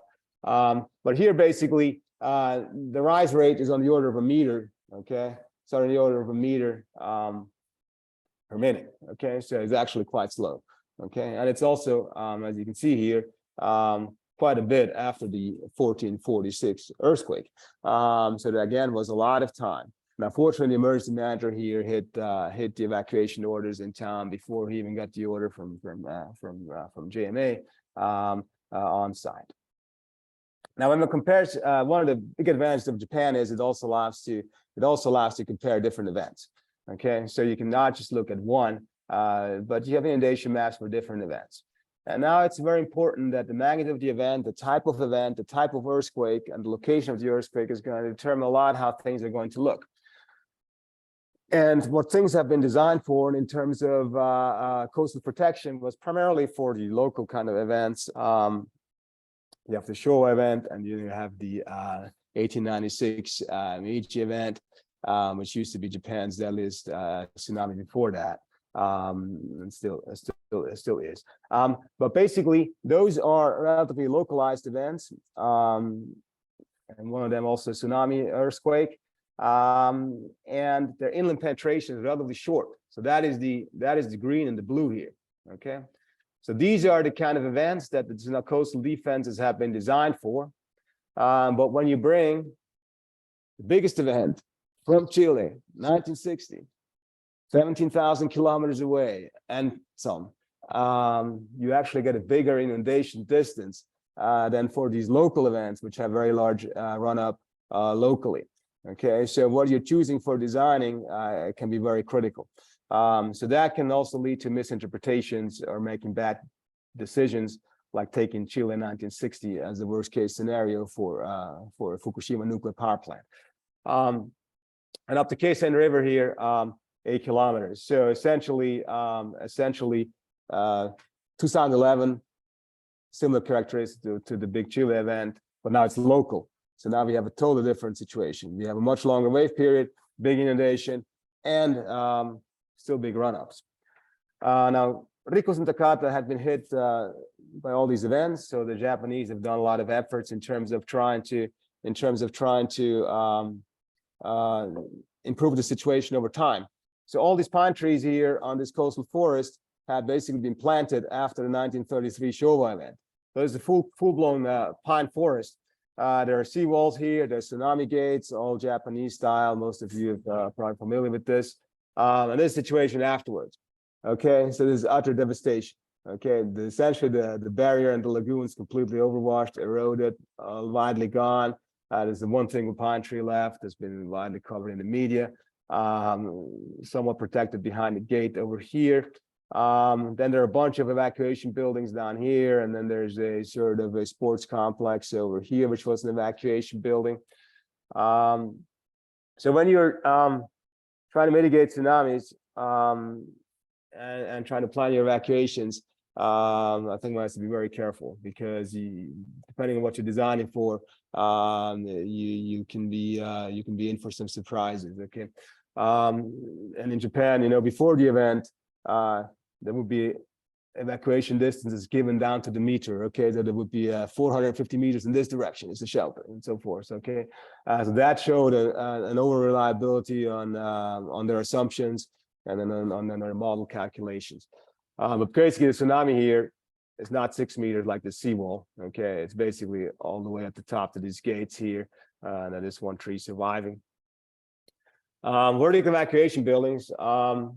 The sports complex here. Sports complexes are popular for evacuation locations because everybody will know where it's at. Okay, even if it's an indoor sports complex. Sometimes the issue can be that there might not be enough spaces high up, which was the issue here. There were actually more than 100 people killed at this location, but there were 3 guys that survived on this by climbing this clock tower. This boulder on the left here is what you see down here. It was dragged. It was a monument. It's overturned. Here's an idea on tsunami forces. Okay, now the last one. Well, 2 more I want to show. One is relocation. So Anayoshi, it's a maximum run-up location for 1896.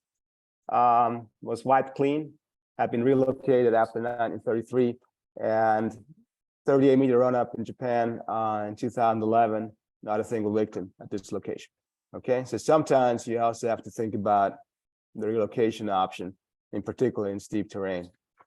Obviously, fishermen are not necessarily going to want to do this. But when you have 25 meters, this is a picture down here that I took after doing a revisit later, because after the event you couldn't actually get to this, but it was about 25 meters up here in terms of the carving when we surveyed in April. Okay, now in terms of big barriers, so what other options do you have? Well, tsunami breakwaters have been in place in the US for certain places like Hilo, okay, the famous one in Hawaii. But it's primarily intended against distant distant tsunamis. Now in Japan here, the biggest breakwater in the world was Kamaishi, which was only completed less than 2 years before the event. Cost more than $1 billion in terms of cost. It's basically a mile-long breakwater. One arm is about 1 kilometer, the other one about 600 meters. And the idea being basically creating a bottleneck at the entrance of the bay. It's the biggest in the world in terms of being deep. It's basically 60 meters deep. Usually you don't break water in that depth, and then 30-meter embankment and a 30-meter caissons on top. Okay, so a super tall structure. And variety of modes of failure here, sliding of elements and so forth. And then you can also see sort of the engineering struggle trying to put it back into the same shape from before. Now, the verdict on this could have been entirely different. Had the tsunami been a magnitude 8 or so event, I'm very confident everything would have been intact, and the investment that was when the thing was open in 2009 would have been celebrated. Okay, but things turned out differently. I did some surveying here as well, but let me. So you can build very expensive structures.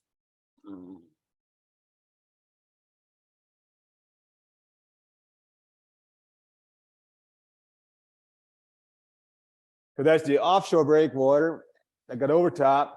Then there's a seawall in the town that also gets overtopped. And now you can argue, and then the harbor gets emptied out here. There's some cutting going on here in the video here. The vessel actually that you saw on the dock there only breaks the mooring line in the negative situation, and then you get the vessel impact here, and then it dances around and then gets deposited on top of the wharf afterwards. This keeps on going, but so there's a benefit from having that tsunami breakwater offshore, in the sense that the flooding in the town probably went from about 12-meter tsunami height in the town to probably about 9 meters. Okay, which if you ask me over a cup of coffee whether that's worth it or not, I would probably tell you it's not worth it. But I've also been pointed out by a Japanese colleague that there were actually people who survived because of that, because it basically means one more story that was good for evacuation if you bring it down by 3 meters. So if you're one of those lucky few, then it was worth the investment. Okay, that's just one thing I want to point out. But no matter how big a structure you build, there's always the possibility for an extreme event that you didn't foresee, or that is bigger what you have witnessed in history, and so forth. And I will stop. But let me maybe show this one slide here. So one of the design changes in Japan, that even the Japanese colleagues, had to realize that you cannot. The assumption when you visited these sites, and Sanriku was the tsunami coast for Japan, was that you can defend, okay, and we can do this and so on. But after 2011, less than 2 years later, the opinion had completely changed, and it was basically, okay, we need boats now, we need some hard and some soft structures and so forth. And the focus on the structure side was more going towards trying to make structures more resistant, so that they don't just fail catastrophically, but that they maybe still have some beneficiary effect, even when the design capacity is massively exceeded. In terms of structures, I have a mixed opinion. There is, of course, a situation that, if you've never been to any of these places in Japan, or to a giant levee on the outskirts of New Orleans, when you basically drive into the beach, okay, you don't see the beach, okay? You actually get to the point where you see a 10, 20-meter monstrosity in some of these places of concrete, okay, which is something that is 3, 4, 5 times the Berlin Wall, okay, which you don't actually want to see. So that's one of the big challenges. Then you get to the other side, and then you have a beach town, or you have the fishermen with their equipment. So I think there are huge societal questions here in terms of some of these investments. Japan has historically been very open to hard structures, to some degree similar. The UK is perhaps also more open to hard structures. In the US, in the US, we're more skeptical on that, outside of critical navigation infrastructure and things like that. The mantra, for example, on the entire East Coast of the U.S. is beach nourishment. Is usually the standard approach. But of course, there's no benefit once once the dunes get overtopped, right? So, but at least don't bulldoze them before that. But the soft measures are perhaps more important: the education, the evacuation, the tsunami awareness. And also spontaneous evacuation are probably more important than the structures when it comes to saving lives. Okay, and that should be the ultimate goal. Okay, first comes saving the lives, And then if a nice beach resort has to be rebuilt, so be it. But there are some places where we do need hard structures like nuclear power plant, just because the consequences are still there at Fukushima when you visit. And yeah, I'll stop here. I'm going long already, so I don't want to.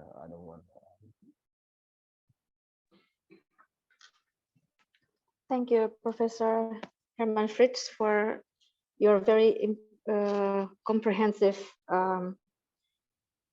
presentation on cases of tsunami affected coastal areas around the world, and how damage it caused, and how the mechanism of the destruction that caused the coastal area becomes so much damaged, severely damaged.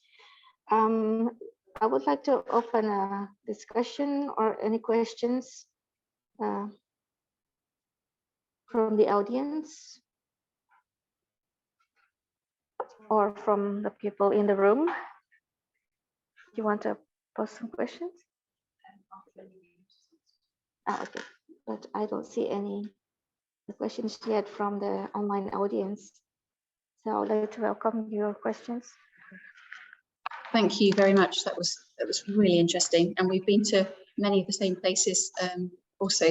So you presented a graph of tsunami height versus inundation, and then you mentioned something about the effect of hard structures on those data points, but I wasn't quite clear about which of those data points referred to hard structures and what the effect of the hard structures was.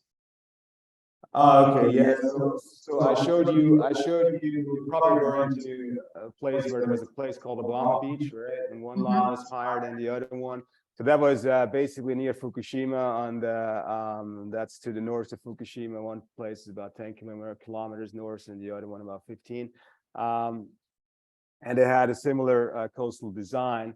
And at Idagawa, which is the one which brought the tsunami down quicker, there was really no complete breach anywhere on that rubble mount breakwater and seawall there on that stretch.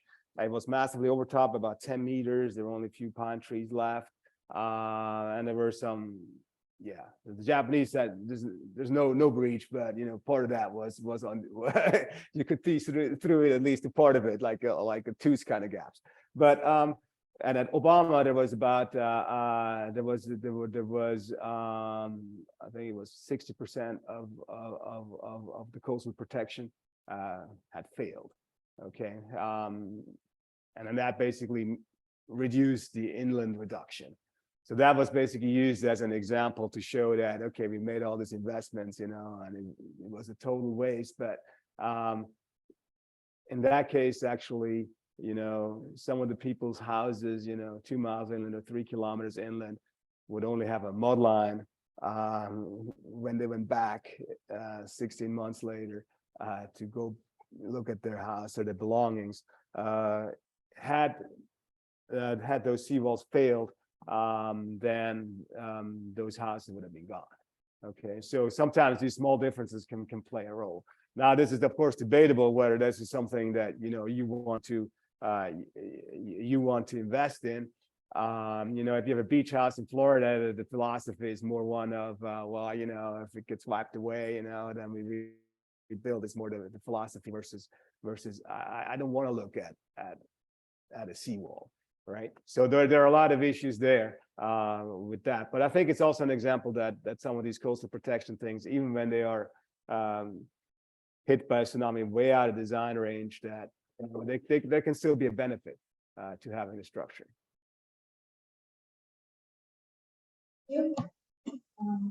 Thank you. Are there more questions from the audience or from the people in the room?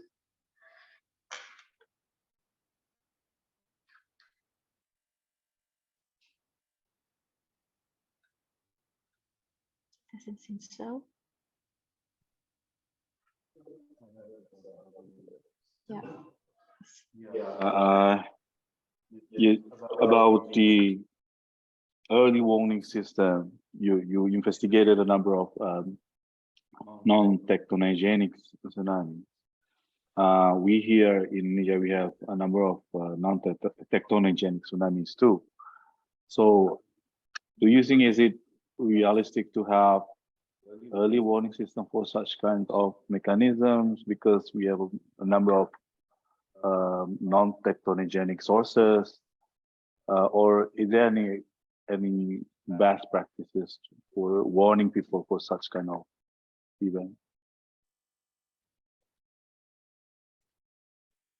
Yeah, I didn't talk about Krakatau today, but so I talked about this on Saturday. That's why I didn't talk about it today. But basically, what you've done here, and what you know, the Minister of Marine Affairs with Sumedi Husri, what he showed in his presentation, I think this is excellent. Sponsored also by JRC, to to put a gauge on Krakatau, because the big blunder here was that there was volcanic activity. I myself was touring as a tourist at Krakatau in September of 2018. And a couple of months later, it's no more. And also where I was snorkeling, there was basically a 80+ meter run up. Okay. And the eruption was going on for 6 months, but I think the opportunity was missed to install instrumentation during those 6 months, to also have tsunami warning instrumentation, because the issue with the Sonda Strait, of course, is that while the tsunami is small, by the time it gets to the towns on the Sonda Strait, but still confined water bodies, so you're going to get victims, and that's basically what caught you by surprise in 2008 and 2018 with this event. So yeah, I think. And in this case here, having localized instrumentation can help, and that's the same thing with landslides, right? But I can also show you an example from Norway where we're going to have a landslide that we can tsunami in the fjord that we can measure. That have been instrumented since 2006 with a lot of instrumentation, a lot of money, and the landslide is still there. Okay. So and there have been other events like in Greenland that gave us those 100-meter style run-ups to observe. But so that's the challenge with localized events, is that the effort to install instrumentation to improve your warning system goes up exponentially, because you're only going to be able to characterize it if you can measure locally. And that's going to mean that you're going to have to know where it's potentially going to come from, which in this case you do. And then you have to kind of put it in the right place, right? So here with Krakatau, basically putting on the back side here is a good idea, because the front side, depending on which side the volcanic eruption is going to go, and then if you get a big run up, the thing's no longer going to be there, and then you have no data, and then the warnings might not play out in the right way. But I think those are big challenges for all the warning centers worldwide when it comes to submarine landslides, when it comes to volcanic eruptions, flank collapses, landslides into fjords also. And there's going to be more of that with freezing and thawing in colder regions, and but those are some of the gaps that we have with warning systems, and then there's no easy answer there. So there have been things tried like hydrophones, but the problem with hydrophone arrays that exist for submarine tracking and stuff like that. There's a lot going on in these underwater acoustics is very complicated. So how to go from that to something reliable is also a big challenge. But I think the Krakatau is a good example for a place where there was somewhat an announcement, in the sense that the volcanic eruption was going on for several months before it happened. There was a history of basically the deadliest volcanic tsunami in recorded history with the 1883 event at the same site. Yet there was basically no additional instrumentation installed at the source, and the warning centers are then essentially blind. Okay, so then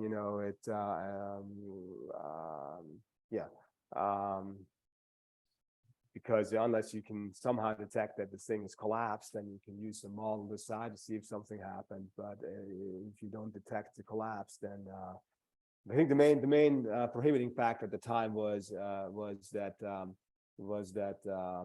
cell phone coverage wouldn't reach the island, so that was one of the challenges with instrumentation on site. Yeah. But I don't want to blame any warning centers just because this is the problem for everybody. Okay, so in the U.S. and Japan and so forth. So Okay, thank you very much, Professor Fritz, for very thorough discussions during the discussion sessions. So because the time is running out, so we are move on to the last speaker of today, which is Professor Shamsidik. Professor Shamsidik is the director of TDMRC and also the lecturer in Civil Engineering Department of Engineering Faculty of Shah Kuala University. So yeah, I would like just to invite Professor Shamsidik to give a talk. Thank you. All right, thank you very much, Dr. Ella Melianda. So since I'm the last speaker, so I would like to go directly to the topic for today. That will be mitigations of tsunami and preparedness in Indonesia. I would like to address from non-tectonic tsunamis that happened recently in Indonesia, and also on tsunami evacuation building. So I have a number of my friends here who are working with these topics. So we know that Banda Aceh is the place where the 2004 ocean tsunami occurred. And since then, we have been developing a number of progress, including on disaster risk reductions. And this year, we will commemorate the 18 years of the recovery process. But we witness also the other complexity of the hazard, especially on tsunami hazard. When we talk about community preparedness, that should be the central point of the discussion and how we can save lives.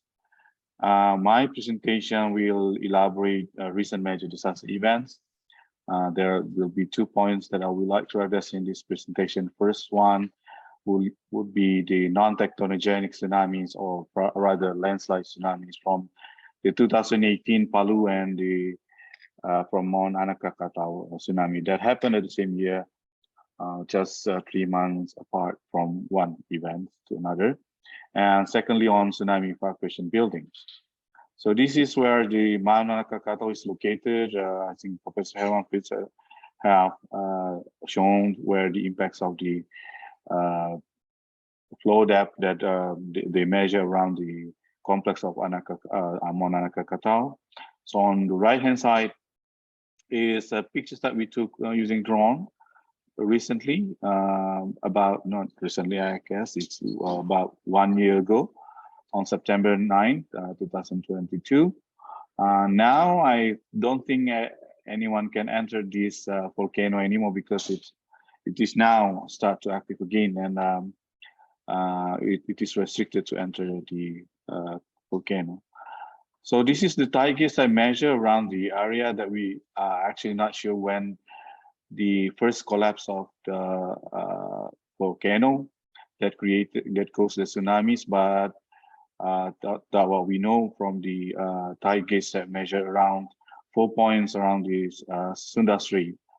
Right. So the other thing is the flow depth here that we measure around the western part of Java Island, around the Banten, start from Tanjung Lesung and or Serang Pandeglang up to the southernmost of the impacted area to Sumur. Right. So then this is the other side of the affected area at the southern part of Lampung. We measure number of flow depth here, and we measure the impacts of the tsunami on building. What drove us to measure the impacts on the building, because this is where we can get the characteristic of the damage due to hydrodynamic, I mean purely by hydrodynamic forces. Probably what we got from Banda Aceh, they are tend to be combination between earthquake and also tsunamis. But here in Lampung case or in Sunda Strait case, they were purely because of the hydrodynamic forces. And this is what we measure in one area in South Lampung. So we can see there are a number of public buildings, like this one is an elementary school. The tsunamis happened at night, if you still remember, around 10 p.m. So nobody in the school. So so the children and the students were safe because of that tsunami occurred at night. Probably if that happened on daytime, probably we will have different story. And then this is one of the escape building located in Labuan in western part of Java. It's located about a half-kilometer away from the coastline. And during this tsunami, it took about 30 minutes for people to go to this building, but also the number of people who used the building at that time were very limited. Some of the witnesses say that there were only about some dozens people used the buildings during that time, but this building was designed to accommodate more than 800 people at the same time. So why then people didn't use and what took them so long to reach this point is about this are among the discussion. And what we got from the characteristic of the building damage, we see that the impacts of the tsunamis on the building, especially on confined masonry types of building that we measure there. If the flow depth reached about 6.6 meters, the damage reached the maximum state, the damage state that we measured, which is actually completely swept away by the tsunami. And all right, unlike in 2011, we couldn't find any building overturned by tsunamis, probably because of the characteristic of the building also different. And this is the second case that we got from Palu Donggala in 2018. If you remember that the epicenter of the earthquake is located on land over here, but the tsunami occurred inside the bay of Palu over here. And apparently some of my colleagues then found the submarine landslide caused the tsunami inside the bay. Some other publication also mentioned about the coastal landslide. I mean, some part of the coast, land part of the coast, then collapsed. Then that caused also tsunamis. I would like to drive your attention to the right-hand side figure here. These stars indicate the time when the earthquake occurred. And there is one tide gauge located inside the bay. So the tide gauge measured the first peak of the wave. It happened only about about 3 minutes after the earthquake. So it's very, very short.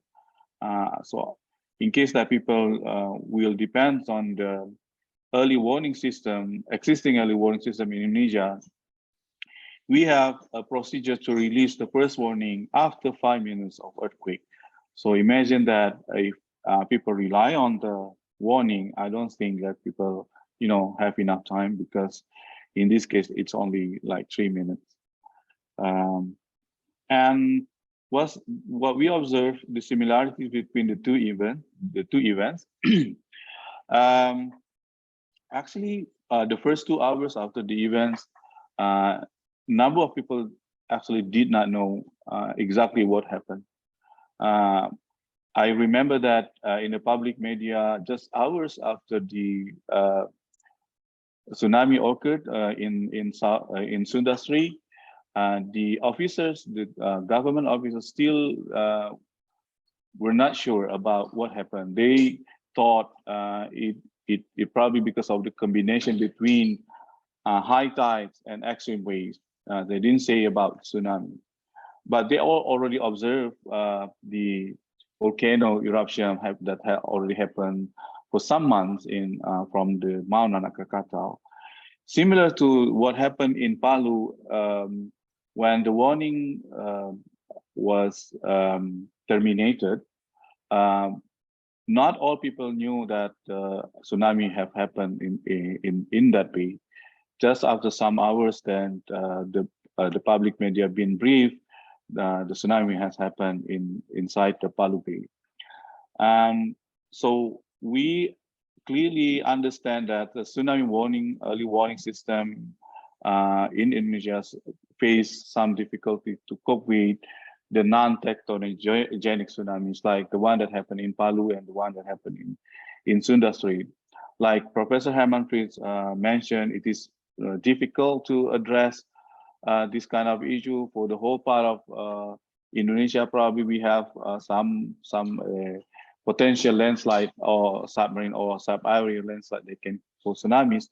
It is impossible at this time to install the non-tectonic tsunamis to all parts of that area. But probably we can probably select some priorities that we can install.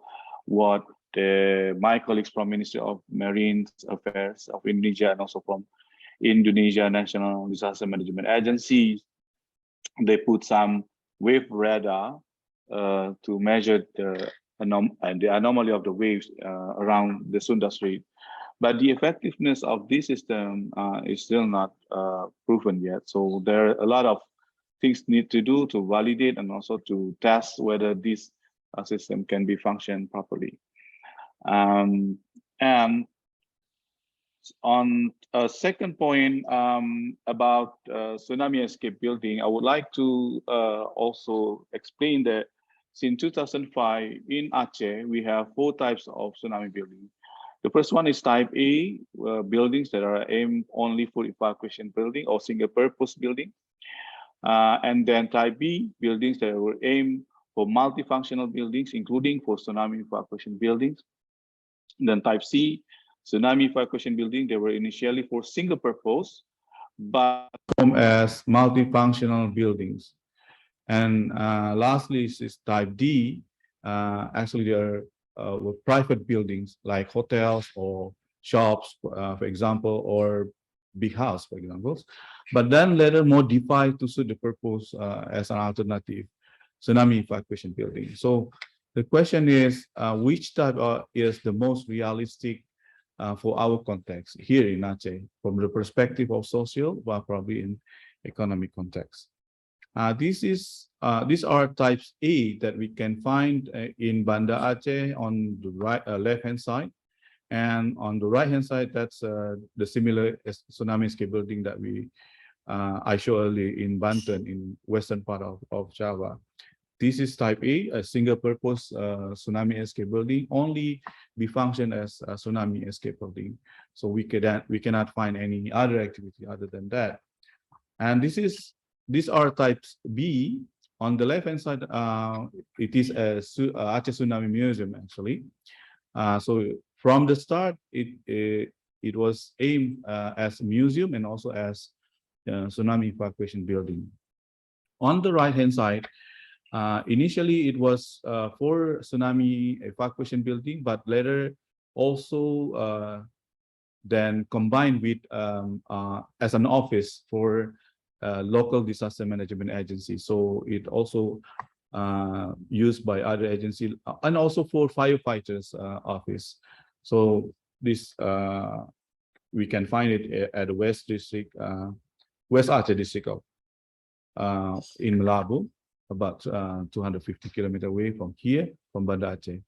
And these are types D. Both of them actually are private buildings, and the left-hand side is actually shops. Then the government, local government, modify the shop, especially the rooftop of the shop, and they provide ladders to in order to enable people to reach the rooftop. That be function as also alternative tsunami escape or evacuation buildings. On the right-hand side is a mosque. Actually, this is a very famous mosque that sustained from the 2004 Indian Ocean tsunami. Now, it's also function as the tsunami evacuation building. You can see that here there's still ladders over here. It's actually for people to reach the rooftop of the mosque. So it is expected to save people during the evacuation process. But what we learned that the type A is the least preferred tsunami evacuation building. Type A, if I can remind you that it's a single purpose tsunami evacuation building. It is proven inefficient for such low frequent high impact event. We have a number of events here in Aceh where the tsunami evacuation warning been released by the government. And the number of evacuees who use the buildings were very limited. During 2012, there were 4 tsunami evacuation buildings in Banda Aceh. Only one of them was used as a tsunami evacuation building, and the number of evacuees around dozen, so like 40 or 50 people only. You can imagine it is expected to accommodate about 800 people, but only 50 people use that building, and only one building among the 4 buildings that we constructed already. And of course, it is high cost for maintenance and difficult to operate. If you have a chance to visit our tsunami escape building or evacuation buildings, they are really not well maintained. And from the perspective of architectures, we don't have so many high-rise buildings here. So it is very conspicuous and very different to other types of buildings. So that's the types of type A of the tsunami escape building. Meanwhile, sorry, type B and C are more preferable. Of course, we need to consider several aspects, for example, access and the strength to sustain from large impacts of earthquake. So I applaud your effort from Professor Lisa Rabi teams to measure the impacts of the earthquake and also tsunami on schools. And for the type D, we can apply actually, but we need to make sure a number of things like the height of the buildings should be higher than the estimated tsunami flow depth, plus of course pivot, and then the sufficient access to reach the level of the evacuation purpose and can sustain large impacts of earthquake. And also we need some agreements with the owners of the building. For example, for the shops, what we learned from the West Aceh district, the local government sit down together with the owners and discuss what they can do with the rooftop structure of the shops and when people can reach that part, what happened during the normal days. So that's the thing that we need to talk about, including the mosque. So these pictures I took from Professor Herman Fritz, the same mosque that I showed to you earlier. And my colleagues, Ibrahim, measured the impacts of this 2004 Indian Ocean tsunami on mosque. Why we talk mosque here? Because from emotional background here in Aceh, people are very close to the function of the mosque. During some events, people didn't run to the official tsunami escape building, but they ran to mosque due to some reason, including religious reason. So on one hand, probably it is not correct to run to every mosque because not every mosque can sustain impacts of earthquake or impact of tsunamis. But on the other hand, it is an opportunity for us to modify the design of the mosque that can also accommodate the desire or the intention of the community to use the mosque as a place for them to run or to evacuate. That what motivate me and my colleagues Ibrahim to do this research. And we measure a number of mosques here. Well, you can see here the DS4 or the highest damage stage that we can see here. There are a number of mosques that actually swept away. So not all mosques, of course, can sustain tsunamis. So you see that the red color over there on the right-hand side, they were actually swept away by tsunamis. So only some of them like DS2 or DS1 is still stood and be functioned up to now and can sustain impacts of tsunami. So that what we are trying to learn from the characteristics of the mosque that can have a larger opportunities to be functioned as alternatives tsunami escape building here. Well, we are some risk communities actually. Why they ran to the mosque instead of running horizontally on the road or running to official evacuation building. They say they rather die inside the mosque than die on the street while running. So it is interesting to know the opinion of the community here. Probably it is hard to change this kind of perspective, but let's use their perspective and provide some opportunities. Like, okay, if they are prefer to run to the mosque, so let's see what we can change, what we can help to strengthen the function of the mosque, like providing rooftop structures and access and so on. So that's what we are trying to do during this research. And this is the comparison that we got from MOS tsunami fragility curve based on the 2004 Indian Ocean tsunamis. So what on the right hand side is the tsunami fragility curve that we've measured from Mount Anak Krakatau tsunami for confined masonry types houses. So these are combination that these are the curves that we are going to use to look into opportunities, what we can do to reduce the damage states of the mosque. And this will be my last point, that in my presentation, we would like also not looking only on specific types of building like mosques, but also the population of the building in one city, using a rather simple method that proposed by Omira et al. He and his team call it building tsunami vulnerability analysis.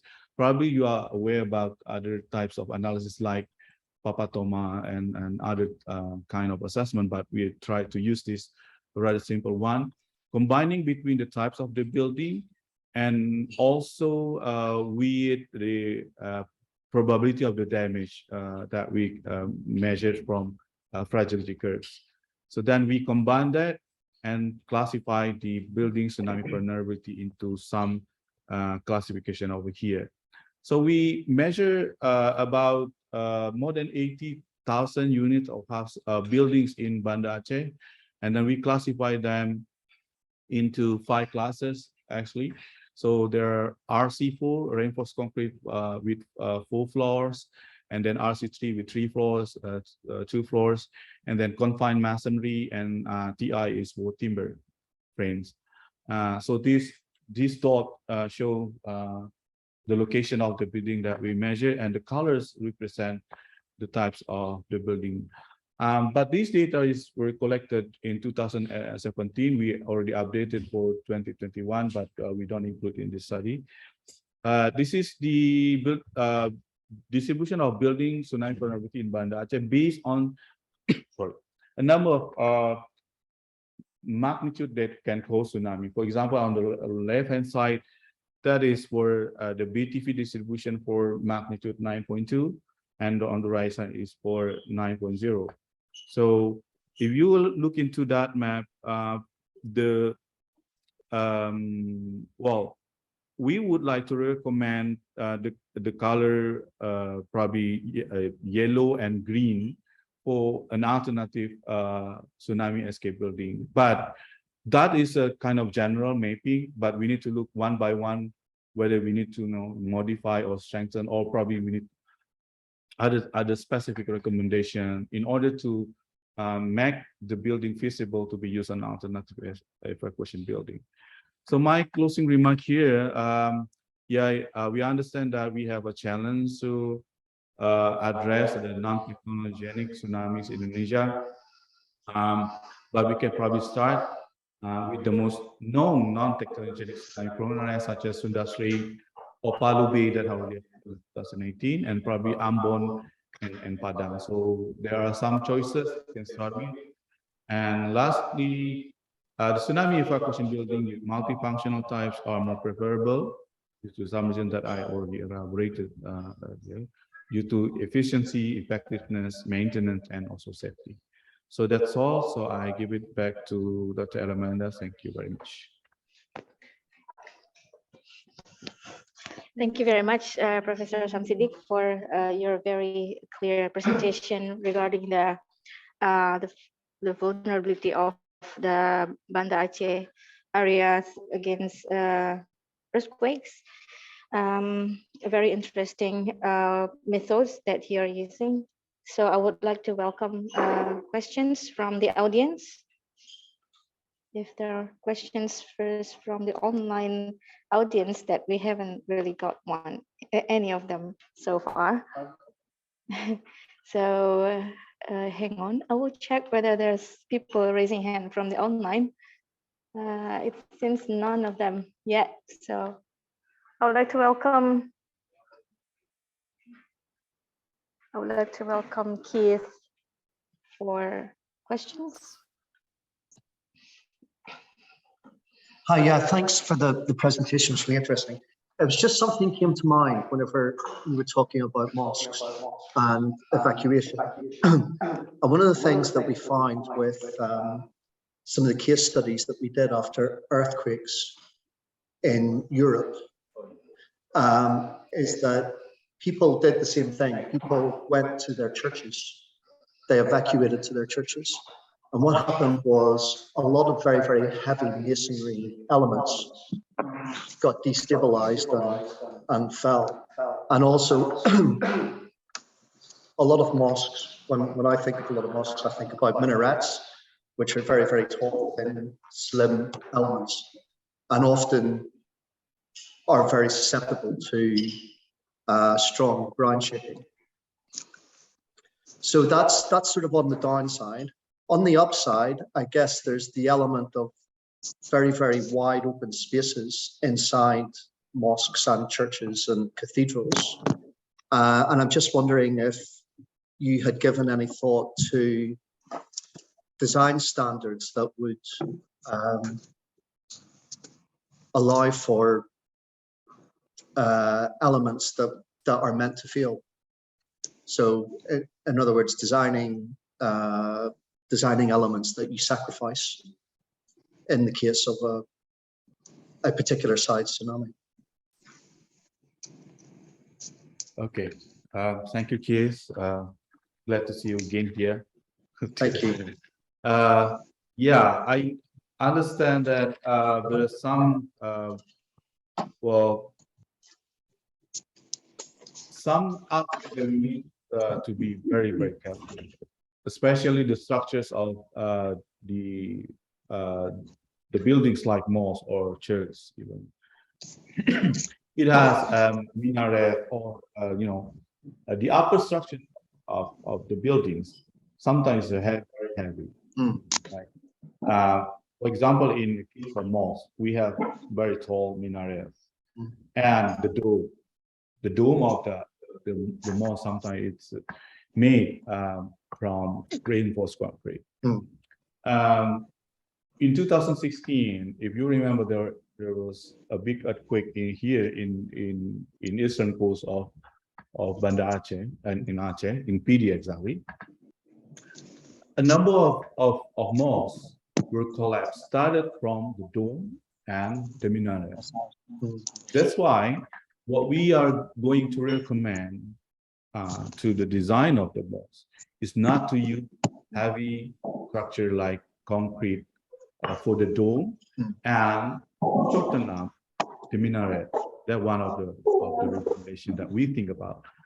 But we will deal about not only from the perspective of on technical aspect, but also from religious reason too.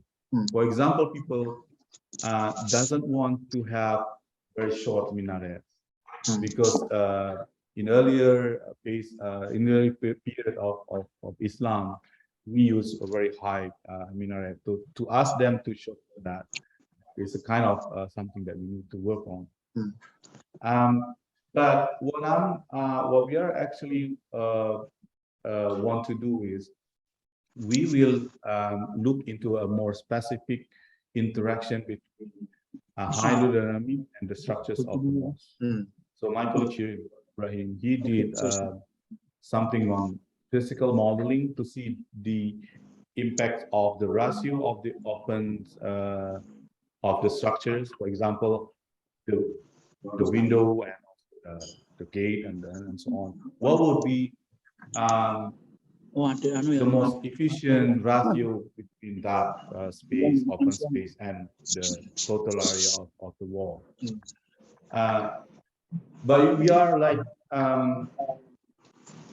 competing to the development or the trend of the community to construct the mosque. Now, if you have a chance to look into some mosques here, they are now trying to modify the wall, no longer by putting open space. They all put the cement and brick walls, and the windows they close it with glasses, because they want to have an aircon inside the.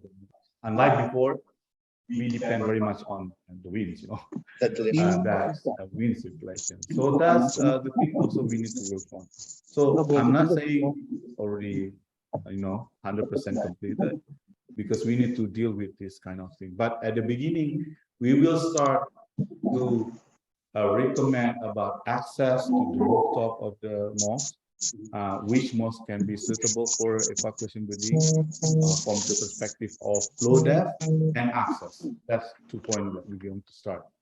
So if they don't have access, we will recommend them to have a ladders or stairways to get to the rooftop. If that mosque have only 1 floor, we probably not recommend that to be used as escape building. Or if the structures of the rooftop of the mosque is very weak, probably we need to ask them to strengthen. So that's the start that we are trying to do. Yeah, it's really interesting. Thank you. Thank you for your answers regarding kids' questions. Are there more questions from the audience here? Marco? Yes, please go ahead. Yeah. Sorry, difficulty. We need to walk around anyway, so.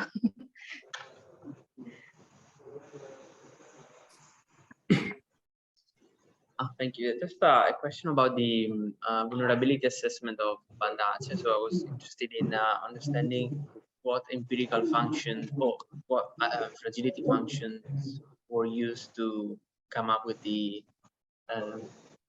So are these like empirical from B2 and 2004 tsunami? Yeah, it is empirical actually. So luckily we have one study done by Shunichi Koshimura and his team. So they measure the maximum DS damage state of the building in Banda Aceh after 2004 tsunami, and the one that they measure only for the DS4. So that we use that function to map the building strength using the percentage of the damage. If you still remember their papers, they use a satellite image combining with numerical simulation, and then if the rooftop of the building gone, they consider this weaponry and DS or DS4. So that's how they did the study. And one question is, do you believe, based on your also experience, that somehow the reconstruction has delivered better buildings in terms of lateral resistance to earthquake, at least, or that could be maybe making the empirical fragility slightly better? So, you mean whether I believe to empirical? No, whether you think maybe the reconstruction has led to better buildings in terms of lateral strength, and therefore that could have a positive, let's say, effect on the vulnerability of. Well, I believe it is can contribute to some positive effects on the quality of the building, but I'm not sure with how then it can give influence to the quality of the building right now. But what I can see that the difference between tsunami affected area and non-tsunami affected area, it is better to see the quality of the building in tsunami affected area rather than in non-affected area. Because in the non-tsunami affected area, the buildings still like from from long time ago. And you see, in 2016, we investigated a number of collapsed buildings. We still found plastic PVC pipes inside a column, inside the columns. That include in private house, in mosque, and so many columns failure because of that kind of structure. So I don't think we were taught how to calculate the hollow, the hollow column with a PVC inside. We used to calculate, totally. So that what I can observe from the non-tsunami affected area. Here is better, but how much that changed, I think we need to look into more detail about that. Thank you. More work to do on that. Changing thank you for your nice discussion. I have now Ilham Siddiq in the online audience to pose questions. Ilham, please go ahead. Thank you so much. Does my sound I'm sorry, I cannot really hear you. Maybe the volume it's too small. Hello. Okay, is my sound coming through? Go ahead. Okay, perfect. Thank you so much. I actually missed the earlier part of the presentation, so what I'm about to ask about may have been addressed before, but I'm just interested in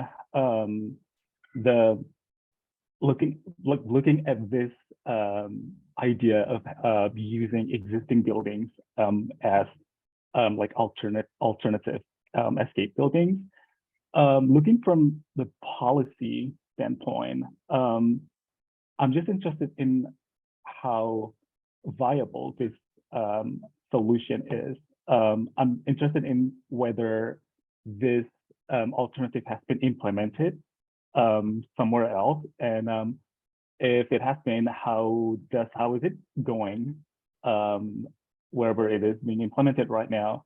And if not, has there been any research probably predicting what would be the challenges of implementing this solution?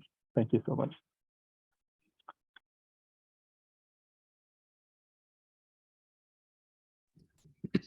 Thank you, Ilham. Good to see you from far away. Professor Herman is here next to me, by the way. He did his master's at Georgia. So I in one of my classes. Okay. There are a number of challenges to apply such kind of concept. We will deal a number of things. For example, will there any financial mechanism that enable, for example, local government money funding to go to mosques to construct or to strengthen the structures of the mosques? That's number one, because I believe what I talk with the local disaster managers, they are willing to to support the idea using mosques or to strengthen the mosque as a alternative tsunami escape building. But how they can channel the money go to the mosque, because they will deal with some financial issues. So that's a kind of thing that we need also to think about. Secondly, on the people who run the mosque, like the imam and some of the organizers of the mosque, not all the people will be open to change or to add some more functions to the mosque instead of only for religious activities. It can also be used as tsunami evacuation. So these also need to be discussed in details with the local government and with the organizers of the mosque. But I think it is more feasible rather than constructing a single purpose tsunami escape building. So we have learned from previous occasions, right? How then the single purpose tsunami escape buildings, well, I must say fail to accommodate or to facilitate community to run to that building. For some reason, the building is there, but nobody ran to that building. So what is the idea of having so many tsunami escape buildings, single purpose tsunami escape buildings? Sorry. They are very expensive, obviously, right? They are very expensive and hard to manage. And once people were expected to use that building, nobody or almost nobody used the building. So it's a kind of sad story. So we don't want to repeat the same sad story, I guess. So that's my response, Ilham. Thank you so much. Sure. If I shout, because I speak quite loudly. I think this quite a good example of a school built in Washington State, where they've got the roof of the school is designed as tsunami evacuation. Yeah, I posted the yeah, I posted the link to Oregon State University's Hatfield School, which is their ocean sciences lab where the ships are and so forth. So a new building has been designed, and I posted a link to that project in the chat. It's basically a giant ramp that goes to the roof, and it's a multi-story building. That would be an example of a state-owned building from a university that's been used as a multi-purpose structure in the U.S. I personally think that's a great example. It's in a place where Cascades Abduction Zone could produce something Sumatra-like, and it's in a place which has a lot of people, and it's difficult to get away. So, it's a public facility, so it makes sense. Yeah, thank you. Okay, thank you. I don't see any more questions from the audience. But before we close our entire event today, I would like to pose one more question. I just struck by the last slides before the concluding remarks that you have, Professor Sidik, that's showing the location suitability for utilizing appropriate building for the evacuation. My question is that it seems that the yellow zone is quite far away from the coastline. So I was wondering what kind of evacuation would you suggest for the people who actually live in the red zone of the tsunami risk would be transported to these evacuation areas? I just wondering. Thank you, Dr. Ella. So actually, based on what we measured from this method, we can get about 90 to 100 90 to 115 buildings inside the high-risk tsunami zone. Means that the flow depth higher than 3 meters. Depends on the magnitude of the earthquake. Okay. So some of them are located very close to the sea, to the coastal area. So these buildings are the one that we propose actually as a tsunami, alternative tsunami. I understand that you saw the yellow zone is far away from, but actually that's because all of them accumulated in that area, but some dots who are yellow or even green inside that. Okay. We have like 96 to 115 building inside the high-risk area. So that's that makes more sense, because if it's overlapping with the red zone of the risk map, So that's where the people supposed to be evacuated, Right, right. rather than people who live actually on the yellow belt. Yes, yes. Right. The yellow is yeah. too far, like Yeah. 3 or 4 So there's no kilometers. point of people running from the coastline towards 5 kilometers away, and with what? With a car or Right. running Yeah, or yeah, yeah. yeah. So you see. Yes. Yeah. So yeah, that's my questions. Are there more questions from? Yeah. So we're happy to end the day. It's very interesting conversation and discussion and presentation from the 7 speakers that we have today. It's very compact and very interesting. So with this, I would like to end our event today by saying thank you for everybody who already with us since the very beginning of the event. And I would like to say also thank you for all the speakers. And from me as the moderator, I would like to close this meeting by saying wassalamualaikum warahmatullahi wabarakatuh.